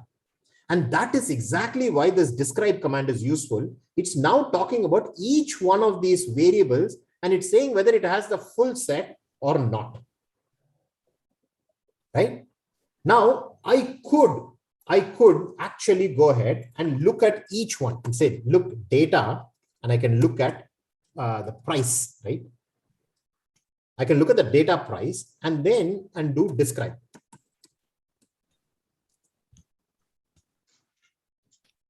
Okay. So for just that variable, I can do describe. I pick the variable, this thing, and that one says, oh, there is 201 entries. There were 205 records, but only 201 values were there. So there were 4 values that were missing. Right? So I can actually manually go and look at each one of the columns and say how many values are missing. That's possible, but clearly not scalable, right? What if I have 205 columns as well? So that's why there is this other command, data. Okay, for data, this entire data, this thing, I want to check how many null values are there. Is something a null value or not? Okay. Now, let me just type this is null command and check what it gets. Okay. When I hit enter, ooh, what does it do? What did it do? It looked at my entire data frame. Every single entry, it went and checked, is this null? Is this null? Is this null? It checked for everyone to check whether it's null or not. Right? Now, this is too much information for me, right? I can't, it's very hard for me to understand. All I want to do is each one of the columns, is that null or not, is what I want to find out. So when there is null, it will say true. Right? Now, you know this in Boolean, false is 0, true is 1. Right. So all I can do is I can just do sum. I can add up. And when I do addition, what does it say? Oh, in aspiration, I got 0, which means in that column called aspiration, there were no null values. In drive wheel, there was no null values. But in bore, there were 4 values that were null. In stroke, there are 4 values that are null. Right? Now, this is where the idea of why drop command gets useful. You can, once you find out something is null, you will be able to drop it from your analysis. Right? And this is exactly why we do these kinds of analysis. Right? Now, what have I done? Sir, sorry to interrupt you. So do I drop that entire variable, sir, or do I only home on to those specific rows or records that have null values? Good question. You tell me. Ideally, I should actually home on to those specific records, if I'm not wrong. Correct. That's right. So again, this is entirely a domain question. What do I do?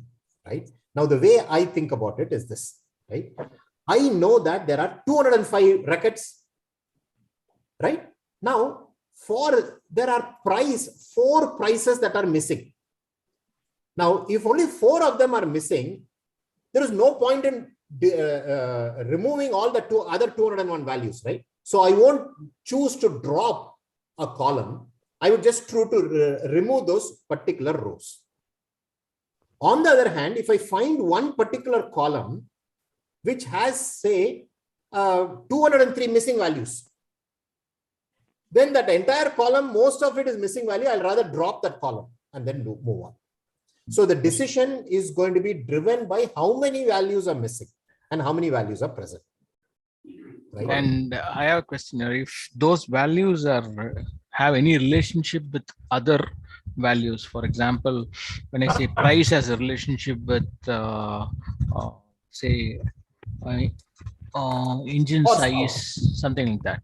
Yeah, price might be have a relationship with the horsepower. Yeah, horsepower. Or yeah. So what do I do if I ignore this, or that will be an ideal situation?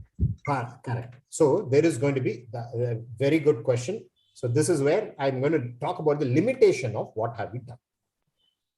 What have we done? We have loaded the data, put data into a data frame, and we have gotten the ability to take each one of the variable and analyze each variable separately. Right? We have not looked at relationships between variables yet. Okay. Right? Yeah. We haven't looked at relationships, which is a very key aspect. So your question actually goes to that. Okay. How do I understand relationships between variables? Right? And all I'm going to say is you are going to study that in detail later, but I am going to just give you a hint of what is going to come. Okay. Because when we say dropping something, so I don't know how important it is. Absolutely. Based on this number alone. Absolutely. I don't know how important it is.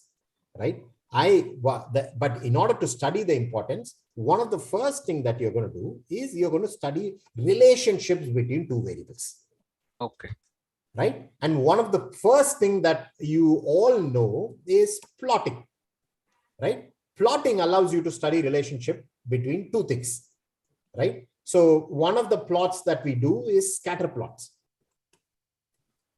So again, you will be studying this in detail at some other point, but I'm just to pique your curiosity, I'm just going to type it. I want to understand relationship between, for example, 2 variables, right? Which variable can I do? Horsepower, right? And data dot, let's see what variables are there. Price. I want to study the relationship between those 2. So I can get a scatter plot. Oh, wow. Right? Yes. Now I'm no longer looking at a single variable. I'm understanding relationships between variables. Now, what is this? What will you tell from this? Sorry, I have just 2 more minutes. So let's quickly this thing, right? What does it tell me? On the x-axis, I have horsepower, which is misspelled as horsepower. But and the y-axis is price, what does it tell me? It says that as the horsepower increases, Price increases. price increases. So cars which have greater horsepower are more expensive. Right? Now you're studying relationships between two variables. This is something you'll do later on. But all we have done is loaded it up, looked at each one of the variable, try to understand through describe what is the mean variable values, what is the extreme values, and so on and so forth. That is all we have done. The next step you are going to do is understand relationships between variables, how to plot. There are a variety of plots that you can do to understand all of that. And so all of this is still in understanding data. We haven't come to prediction. Prediction is much, much, much later, right? But this is all understanding. But even with understanding, there's lots of insights to be gained and a lot of business value to be gained when you're done with the understanding of data. Yeah. Yes, Professor Anand, one thing, sorry, I'll just quickly finish this question. Having seen the original Excel file from which you exported the whole data, those missing values were assigned not applicable, NA. Right. It wasn't 0. Yeah, 0 is a value. 0 has a meaning. That's how Excel takes it, right? If there is not No, anything, not that's really. how You can enter 0 as zero well. is a value. No, 0 is a value. Correct. 0 If is a value. price It's a was number. 0, right? If price was 0, that's giving you some information. Exactly. Whereas it's not being there is means something else. Data is missing, right? NA means Right. like data is missing, if I'm not wrong. So you should not replace missing value with zeros. Okay, okay. 0 is a number with a meaning. Okay. Right? In this case, it means price was 0, which means something very different than I don't know the price. Okay, okay. When it's missing, you're saying I don't know the price. Right, right. When it's 0, it actually means something else, right? So missing value analysis is a big topic. Again, you will learn more than that. Okay. But anyway, thank you so much for paying attention. I absolutely appreciate all the questions, right? It makes the class interactive. I love the fact that you guys volunteer to turn the video on so that I get a feel that I'm actually talking to you guys. That helps keeping the class interactive. I will share this collab, right? I know that some of you had trouble loading this data, so on. But hopefully when you look back at it, you will be able to replicate this on your own, under your own time, right? So I truly appreciate all the interaction. I hope this gives you some confidence that you will be able to do at least the initial extraction of data or any initial exploratory analysis on your own soon.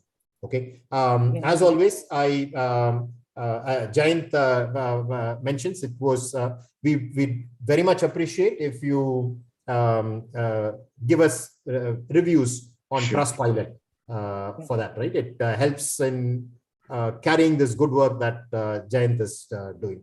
Jayanth, you want to take over, please? Yeah, first off, thank you so much, Dr. Anand, for your time. Really appreciate that. And being incredibly patient and doing it in your style, which I am a big fan, and I'm sure the community also likes it. So just before everybody goes, two things. One is I've shut off the chat so you guys can talk. I would really appreciate it if you can actually go to Trustpilot. All reviews are equal, but some reviews are more equal than the others. Just give us 5-star, right? Nothing less. I'll tell you why. Because I'll be shameless about it. People, newer members of the community who come in, the first thing, even if you're ordering biryani or go to Zomato, you look at reviews and they come in. So if you want to attract quality people, more higher pedigree, they're going to read the reviews, make it thoughtful, make it this thing. Let's take about 3-4 minutes about that. And I'm going to be, sorry, I'm being a little, hard on that, but we need to raise to like a lot of reviews, quantity first, and then we'll worry about the quality. And just summarize the top 3 learnings. So I repeat, 5-star rating with top 3 learnings of what you've done right now, good or bad, hopefully more good. And meanwhile, once you're done, type done in the chat box, guys. I need at least all 47 dones. And, then I would request only if you're done with your Trustpilot review, you can go ahead and ask, Dr. Anand, any question, either with this current last 2 hours of wonderful session or in adjacent topics. I hope, sir, you have like 4-5 minutes as people complete the Trustpilot review. Is that comfortable for you? Sure. Yeah.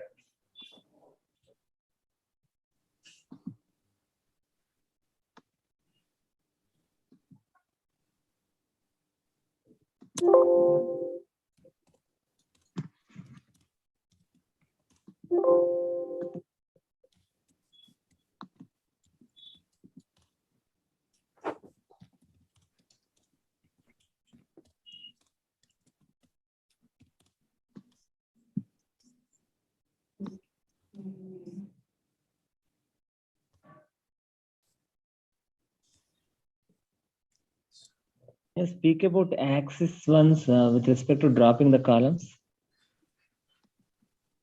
One sec. Funny, like I said, if you're done with the comment, just type done and then you may ask. Thank you. Yeah, I have done and have put the chat message as well, I believe. Wow, perfect. Oh, I didn't see it. I just got dates. Just write it to everyone so that others also can see. I missed out doing it myself today, sir. I'm feeling very left out right now. So I'll do it. I'll come back next week in a stronger manner. I made some errors. I don't know what happened. Yeah, so I just need to get it sorted. So Don't worry about it. Yeah, you'll get it. Rome was not built in a day. Yeah, Funny, you want to talk about the axis question to sir? So access essentially when you are any of the actions that you're doing, right? For example, let's talk about this one, right? Data. 1 second, let me share my screen. I realize I stopped my share. 1 second.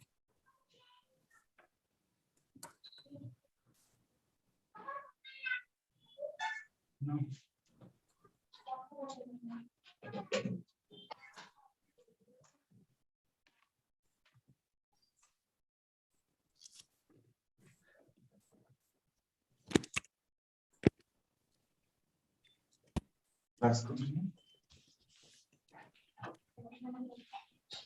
Okay.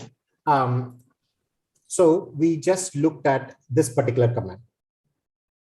Am I audible? Yeah. Okay. So we looked at the data.isNull, right? We were checking whether there's NAs are there or not. Now, when I did sum, what let's go back, right? What did data.isNull do? It basically took this entire data frame and made everything as checked every single entry, whether it is null or not null. That's what it did, right? Now I wanted to trick it in figuring out and using this feature to figure out how many nulls are there in each of these columns. So for that, I actually went ahead and did sum. So add up all the false or true entries and tell me, report it. That is what I told. And so when I did that, now it's telling me whether there were 4 nulls in this particular thing. But then, yeah. Yeah. Sorry. No, sir. My doubt is, sorry to interrupt. My doubt is that can we get the percentage of null? Absolutely. Absolutely. How do you get a percentage of null? You tell me. Is there any function instead of some? Is there something function like dot percentage? So there is, but here is the easiest way. So let's not look at new commands, right? For whatever you have learned, we know, right? Data.shape. What does that mean? Total. Okay. Total number of columns. And Exactly. So now I know there are 205 rows. Yeah. Right. Yeah. And now you wanted to find out percentage. How do I get percentage? I have the total. How do I get percentage? Okay. Total divided by number of Describe. columns. Yeah, by number of rows. Yeah, 205. number of rows. Right now, so I want to extract this to. So one is I can take this, right, and put it, and then do by 205. Right, that's one way of doing it, and that will tell me, the percentage is about 1.9%. That's what it tells. But then you might ask, but this code doesn't scale, right? If I go to some other data set, it won't be 205. Yeah. Right. So how do I do that? Well, the thing is, data.shape gave me two numbers, right? Data.shape gave me, first one was number of rows, second one was number of columns, right? Okay. Yeah. I want to get the first number. In Python, the index for the first number is what? 0. 0. So I want to get the first number. When I do shape.0, it gives me 205. Okay. So now I can just do this. Data.shape. Sorry. Shape of 0. Now this code will scale anywhere. You read a data set that is 1 million rows long. Even now you'll get a percentage automatically. Yeah. Right. So that's where this thing is. Now let me just go back to the other one. Let's go back and do this data this thing null. Now when I did sum, it actually went and did summation along the columns, and it falses were all zeros, trues were all 1, and it did the summation along the columns. Right. Now, what if I wanted summation along the rows? I need a way to specify it, whether I'm talking about summation along column or summation along rows. Any of the actions that we do, I need to be able to specify on whether it is along the columns or rows. And this is where access command helps. Now, when I type access thing, now what does it say? It talks about along the first row, there were 0 nulls. Second row, there was 0, and so on and so forth. Now it's doing summation along the rows. If I had done access equal to 0, now it would have done the other way, summation the other way. So access is a way to control whether you want to do the operation this way or that way. Okay. When you're dropping something, again, you have a choice. Do I want to drop this way or drop that way? And that is what the access command does. Access, not command, the access specification tells you whether you want to drop along one side or the other side. So in a way, access is equal to 0 is the default. Correct. So in each one of them, it sort of knows what is the most common action you are going to do. And that is usually the default. This thing that we did, typically finding the null values, which are the missing values, things are aligned along this way, right? Along the variables, right? So by default, it assumes this is what you want to do and does that. But if you do want to do something other than what is default, you specify the access.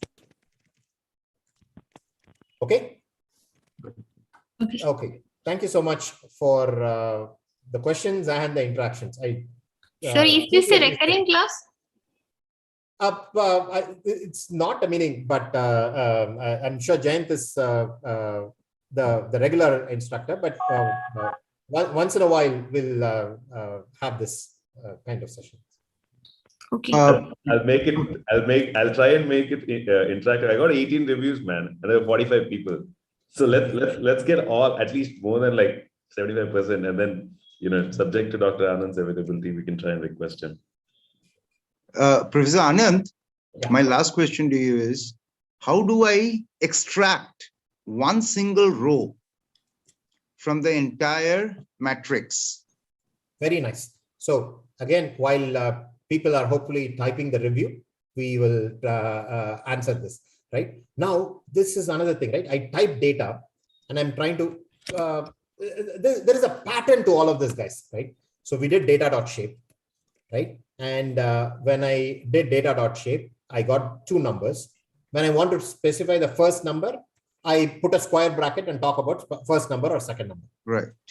That is the pattern, right? So now, if when I'm doing for the data, if I start putting in the square brackets to specify which one I want, What is the option it's giving me? It's giving me columns. Yes. Right? So it naturally assumes that when I open this, I want to ask some question about different columns. Okay. Now, if I want to actually ask about one particular row, right? If I want to ask about one particular row, I need to specify that I'm looking to locate a particular record. Right. Okay. And for that, there is a command, there is an option called iLock. I is integer. Lock means locate. And I want to locate.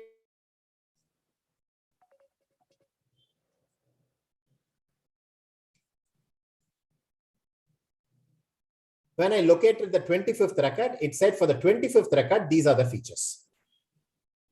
Okay. So any record that I want to locate, I need to specify with an iLock. But Python has made it easy so that you don't have to always type this for most common tasks. Most common tasks are you're analyzing variables, and which is why by default, when you start opening it up, it allows only for variables, not records. If you want to reach a specific record, you reach with iLock. Okay, locate. Lock stands for locate. You're trying to locate a record. But strangely, I'm getting only 5. You have got so many: aspiration, drival. Well, I have got R&D spent, administration, marketing spent. But that is a different data set. You're looking at that different data set. The data set was the 50 startups data set. This is the automobiles data set. Oh, okay.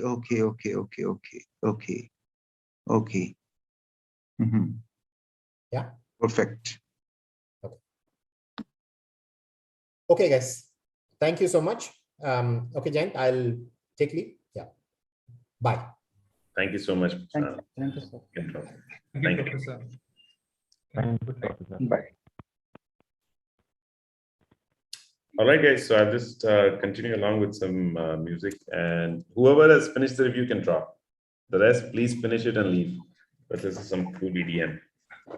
Jayanth, I just wanted to ask, we'll have this particular recording because I missed some part of it. I don't know, some glitches from my side, not able to follow a few things. So don't worry, don't be so hard. This is the first time you've programmed. You can't be like no, I am already seeing some geeks over here who are asking so many questions, and I am like, oh God, I'm not even able to run one code properly. It's like shame. Nothing like that. It's good. Rome was not built in a day. It's okay. You just be patient about yourself. Okay. Right. Idea is not to compare yourself with others. The idea is to just be yourself and be compare yourself. Like in 1 week also, now if you don't do from now, then you should be like this. That's it. So don't worry about it. The best coders, I told you, the best coders are all not the most qualified. They're just the people who grind it out. If you go back, okay, axis equals 0 means what? Axis equals 1 means what? Whoever is, some of you are silently grinding it out. That's the only thing. Right? Remember our tenets and core values, just go back. I was also not a great programmer. First time also when I attended courses, I didn't do anything. Only when I hit rock bottom, I started programming my way. But if you ace programming, sky is the limit. It's the same thing for blockchain. It's the same thing for quantum computing. Everything is the same. But you have to cross this. Okay, whoever is done and Jayanth, one question. Yeah. So this is what you mentioned, that pre-processing, right? Yeah, this is pre-processing. So this is what we need to have kind of solid expertise. Yeah. This is the grunt work. This is boring. This is actually extremely this thing. So we've told in the webinar also, right? There's pre-processing, batting, bowling, fielding, pre-processing, model building, model deployment. So we've not come to the model building part yet. That's the sexy part, which everybody likes. Self-driving car, cancer curing, NLP, etc. We're not there. This is the pre-processing part. Seeing it, just if you have a data set in Excel, and if you can just understand what is the average, what is standard deviation, that itself is great. It'll start becoming complicated a little more. Okay, you have to ingest data. Today he showed startup data, right? Obviously, that was like a doctored data set. Doctored data set means there on the website. But now I am actually making my own startup database, like all the investor database. I'm trying to get it from AngelList, from PitchBook, so on and so forth, stitching all of that. That is Jayanth, one small query. Only if you're okay, is there any chance I can, are you okay if I speak to Debjyoti Bhattacharya and help him out, or? Yeah, sure. Why not? Yeah. Within community, please. Yeah. So please. That's why I'm structuring this like a community only, not a course. Course is very transactional. So I would request you to just show up for the weekly or the fortnight calls also we have. Yeah, it's a community based only. Okay. So I'll just, I can send my email to him, right? So that I can just private. Yeah. Thanks, man. Thanks, Roshan. So you can just, much appreciated. I'll just put my email on the chat, so you can just mail me and then we'll discuss. Thank you very much, man. No problem. Yeah. Thanks. Yeah. So Jayanth, are you going to assess the assignments? I'm curious because I took day and night to finish that assignment. The first, the success mindset. The first assignment. Yeah, success mindset assignment I'm reading actually. Okay. Reading some of the answers that you guys have. I haven't been able to like send feedback personally as much as I want because of bandwidth, honestly. Yeah. Rest of the assignments, me, Anand, and I'm planning one more guest lecture next week. Honestly, for me, I'm trying to look at who's like one of the best faculties. So for you guys, depending on budget and the cost and all that. Which assignments are you talking about? Because in the website, I could see there's only one assignment asked for. That is assignment 1. By any chance, are there any other assignments which have been also? Okay, so the way you want to think about this is, so everything is modularized, right? Right. All of you have access to orientation. Right. If you have access to orientation, raise your hand. Right. Yeah. That's the basic success mindset, and there's that's the idea. Without right. I got it. 9-10 questions. I'm planning to add more assignments to that, but not now. So right, as of now, you should have only that. Okay. Now, second one is the introduction to Python. Introduction to Python also, it's basically EDA, make features, third one and fourth one, and sprint, right? So like that, each of that has an assignment. Okay. Originally, what I did was you upload the assignment, right? Based on the lecture, the data set is slightly changed, and then it was going to be manually graded. Even for that, I wrote a script. Okay. Yeah. But the script is not working, so I'm going to phase it out, and now I'm going to keep a MCQ. So I'm designing that MCQ so that you will know your grade automatically. Okay. That is the process in place right now. So the assignment is going to be there, but obviously, for me, manually grading that is just way too tedious.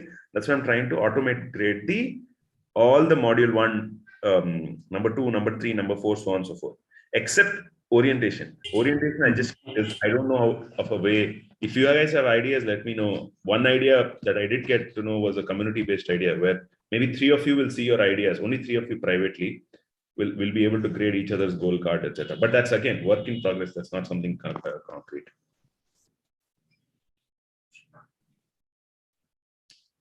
Cool. Anybody else who's finished the reviews, please let me know. Yeah. Okay. One more thing is, thank you so much, Roshan, for being proactive and coming out. Feel free to like set up a call or depending on guys, and also leverage his time like very wisely. But all the community aspects, again, maybe once you hit 1,000 members, it starts making sense. Hence the reviews, right? Only quality begets quality, guys. Right. So, and one more thing is, I've realized people don't see, we are very young, we're only 6 months old. People are not reading the length of the review. People are first looking at, okay, how many reviews are there? Because I saw and I asked and I did surveys. Even I am like that. Like when I'm trying to order like a new food place, I'm seeing the number of reviews, right? So let's first raise as fast as possible to the, maybe 500 or 1,000 reviews. Then I'll work on the depth of the review. I'm getting a lot of private emails, a lot of you guys, very, very warm wishes. I know there's a lot of quality, but right now we have to optimize only for quantity, right? Let's get quantity reviews. Then that means there's more money in the community for getting high quality professors, etc. Right? Right now, like, no offense, but getting an IIT, like, person like Anand's caliber is like really very, very high level. And I just can't keep somebody low level. I just can't. Like, I want to learn from somebody like I would have wanted to learn, right? I want you guys also to learn from somebody who's of that level and quality and wherewithal, right? So, and that costs budget. That just did. So that's my game plan. I hope I've been able to convince you. Open to thoughts, open to telling, how can we make it better and better. Because once I get a critical mass of high quality people, both students and then the faculty, then the snowballing happens, right? Right now, we're not there. We have to spend a lot of energy, asymmetric energy. Yeah. Any other questions? Was I in the dual degree? Yeah, I was. Yeah, I could guess that. The IIT Madras, yeah, I wasn't. By the way, you also IIT-Bombay. So Anand is also IIT-Bombay. Yeah, I was about to ask him which hostel he was staying. I was in the 8th. Yeah, then others will throw brick-bat. So such things you should subtly ask. You should not ask like which hostel in a yeah. So okay, cool. Any other ideas? Any other ways to like move faster? Would be great. We might not have the inner circle this week because we had this session. Next week, I'm having one more lecturer. He's also fantastic. I will tell you the date because he's also busy. This is the faculty's name on a topic. Just again, give me 1 second. I'll just pull this right now. Next week or the week thereafter. The idea is.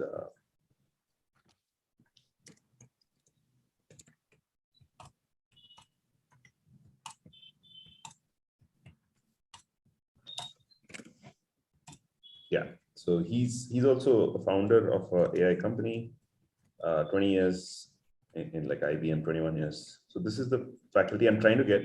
If you have any faculty in AI that you want that's really high quality, let me know. I'll go and chase them and try and get them. Okay. So here's the person. Okay, I can actually share my screen. I can give you quite a few names from mostly the IITs. I'm not so familiar with the IIM faculties, but IIT and I mean those from the statistics and the mathematics. No, IIT and suck. Like I'm IIT Ivy League, but humility matters. Right. Ability to be patient matters. See, IIT is like one foundation. That's okay, but you have the chair has like 4 legs. No, one is okay. Like some of the IIT professors are horrible. Like really horrible. Like I don't know. NPTEL lectures are so crap. So I mean, it sucks really. Sometimes if you go through the IIT Roorkee, IIT Guwahati lectures, I'm. No, I am like that's what I told last time also. I'm like a co-creator now. I don't like. I'm going to IIT Madras to get certification, but I don't believe like certification is everything. But all you guys, more people are only clicking those ads. So like the By the way, Jay, have you opened a office? You have taken an office space in IIT Madras in the research park. Other day were okay. I didn't. Okay, so Rajiv Kumar is going to be the next faculty. He's agreed for another guest lecture. I'm looking at maybe the second. Again, the idea is also to make it congruent with the syllabus I have done. So that way you can say that, oh no, Anand was better than Jay. At least that kind of discussion will come. No, otherwise it will be like some other topic you won't even have, and all that. So he's solid. And his teaching style even I like.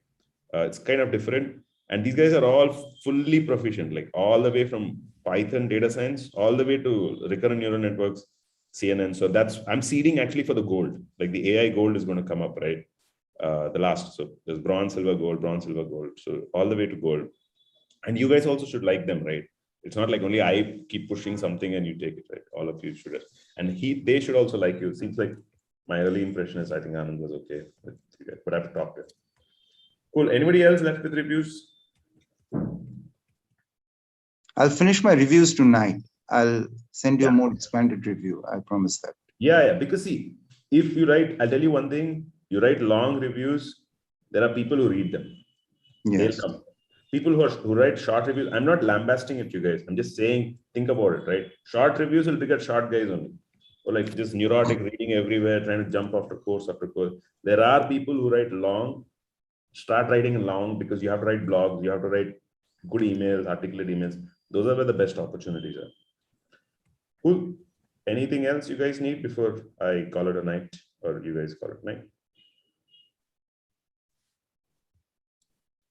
Don't worry about it now. Now you know, right? I'm just saying like,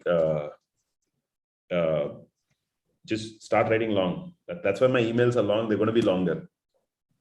They're not for the guy who's like on the bathroom, just scrolling up and reading, etc. No, they're going to be really, really long. Yeah.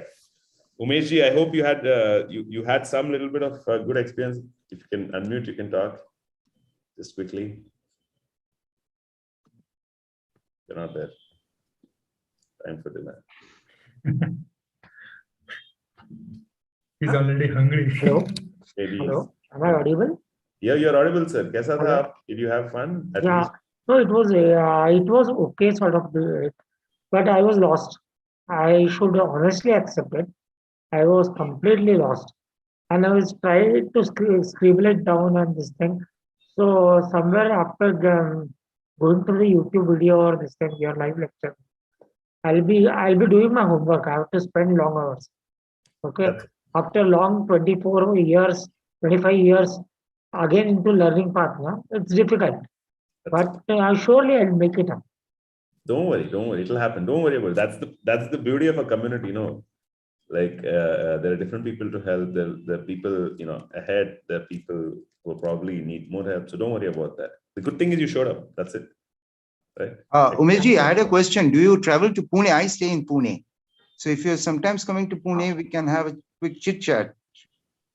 I mean, We can meet Ritwik Dad already need to have a glass of planning beer. for trips and everything. Good. Yeah. Good. Glass of beer.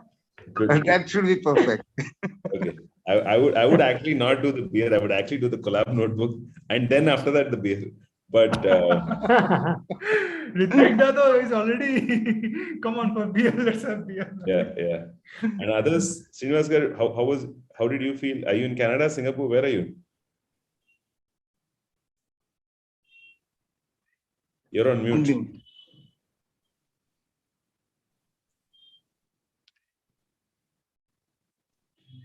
I asked to unmute you, so you can, I think you can mute.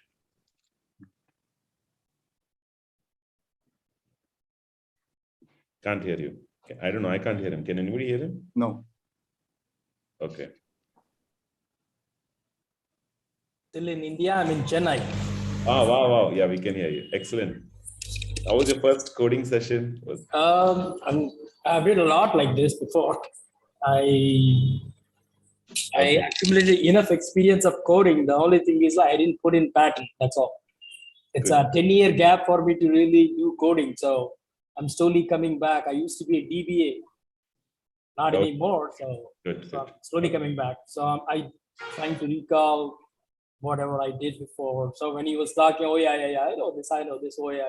I need to refresh myself to really come back to. I was thinking, but it was a good refreshment for me. Yeah. It was excellent. I mean, Jay, I told you I was looking for those kind of persons who really made those transition. And no, he's one of the best. He's definitely one of the best. He's in Sophie's like faculty. I know he writes scripts for hedge funds and all. He's really passionate about teaching. Maybe even I am sometimes less passionate, but he's very passionate. So, and there are a lot of opportunities. He's doing real cutting edge work in crypto, and his wife also runs a startup, a big company, MNC. So there are solid people. So just follow along. First time you won't be able to crack it. It's okay. Just be a roach. You're right. I started with that cockroach. Roach means cockroach. Huh? Somebody, my employee was asking, what is roach? Cockroach, nothing else. Just stick at it. You won't get access to such people for so long. And these guys have come back from US, like he's a US citizen. Yeah. So they're really here to serve and all. Okay. Absolutely. Cool. Okay. So mostly this inner circle might be tentative, but then next week this session will be there. I'm trying to look at it's when we make features the next course. So just to summarize, try to finish EDA by next week, right? I'm giving you the link again to submit the assignment. How do I get this? Yeah. Try to do it independently or pair program. Others have volunteered very nicely. Pair programming is very nice. At least try to meet once this Saturday, if time permits. Roshan's been kind enough to volunteer. So I've just kept the assignment link there. Try to submit it. You'll get like a seminal feeling. That itself is good. You can have 5 years after that. Right. Oh, Jay, I forgot to mention you. Possibly have. The trigger list that you kept opened in that assignment, the trigger list, I guess I'm pronouncing it rightly. There was the last question in the assignment was a trigger list, like where I forgot what was the question or what was that. but there was an access to a link. When I opened it, it is taking me to a malware site. Oh, so, okay. Just send me that on email, no? Okay, okay. Snapshot on that, please. Okay. Okay. Anybody else who has an access issue or anything, onboarding issue? If they didn't get access to Canvas or something, just email me. I'll just drop in my email right now. Okay. And if you know friends who are good referrals, let me know. I think I'm going to start a referral program or something. Okay. But either way, just let me know, because it's good to be confused with friends. Pair programming, right? So, okay, cool. Thanks, guys. No, Ujjwal, you should have the access to that course. 1 second.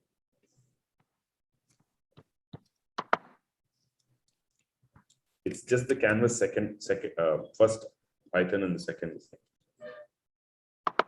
Okay, let me reshare that with you guys.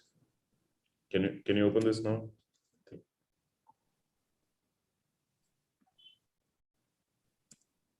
Yeah, just try this one. Okay, that link. Okay, so if you finish EDA by this week, then we can try and make features. The next one, hopefully Rajiv can do that. Cool. All right, guys, thank you for your time. Any other questions, let me know. You have my email ID. Any other suggestions to grow the community, to get quality people? Let me know too. Thank you. Appreciate your time. Thank you. Bye. And don't worry about like things going over your head and all. It's okay. It's completely fine. Thanks, Jay. Thanks, everyone. No problem. Thank you. Bye. Please, if you've not completed the review, complete the review, guys. Yeah, sure. Yeah. Bye, everyone.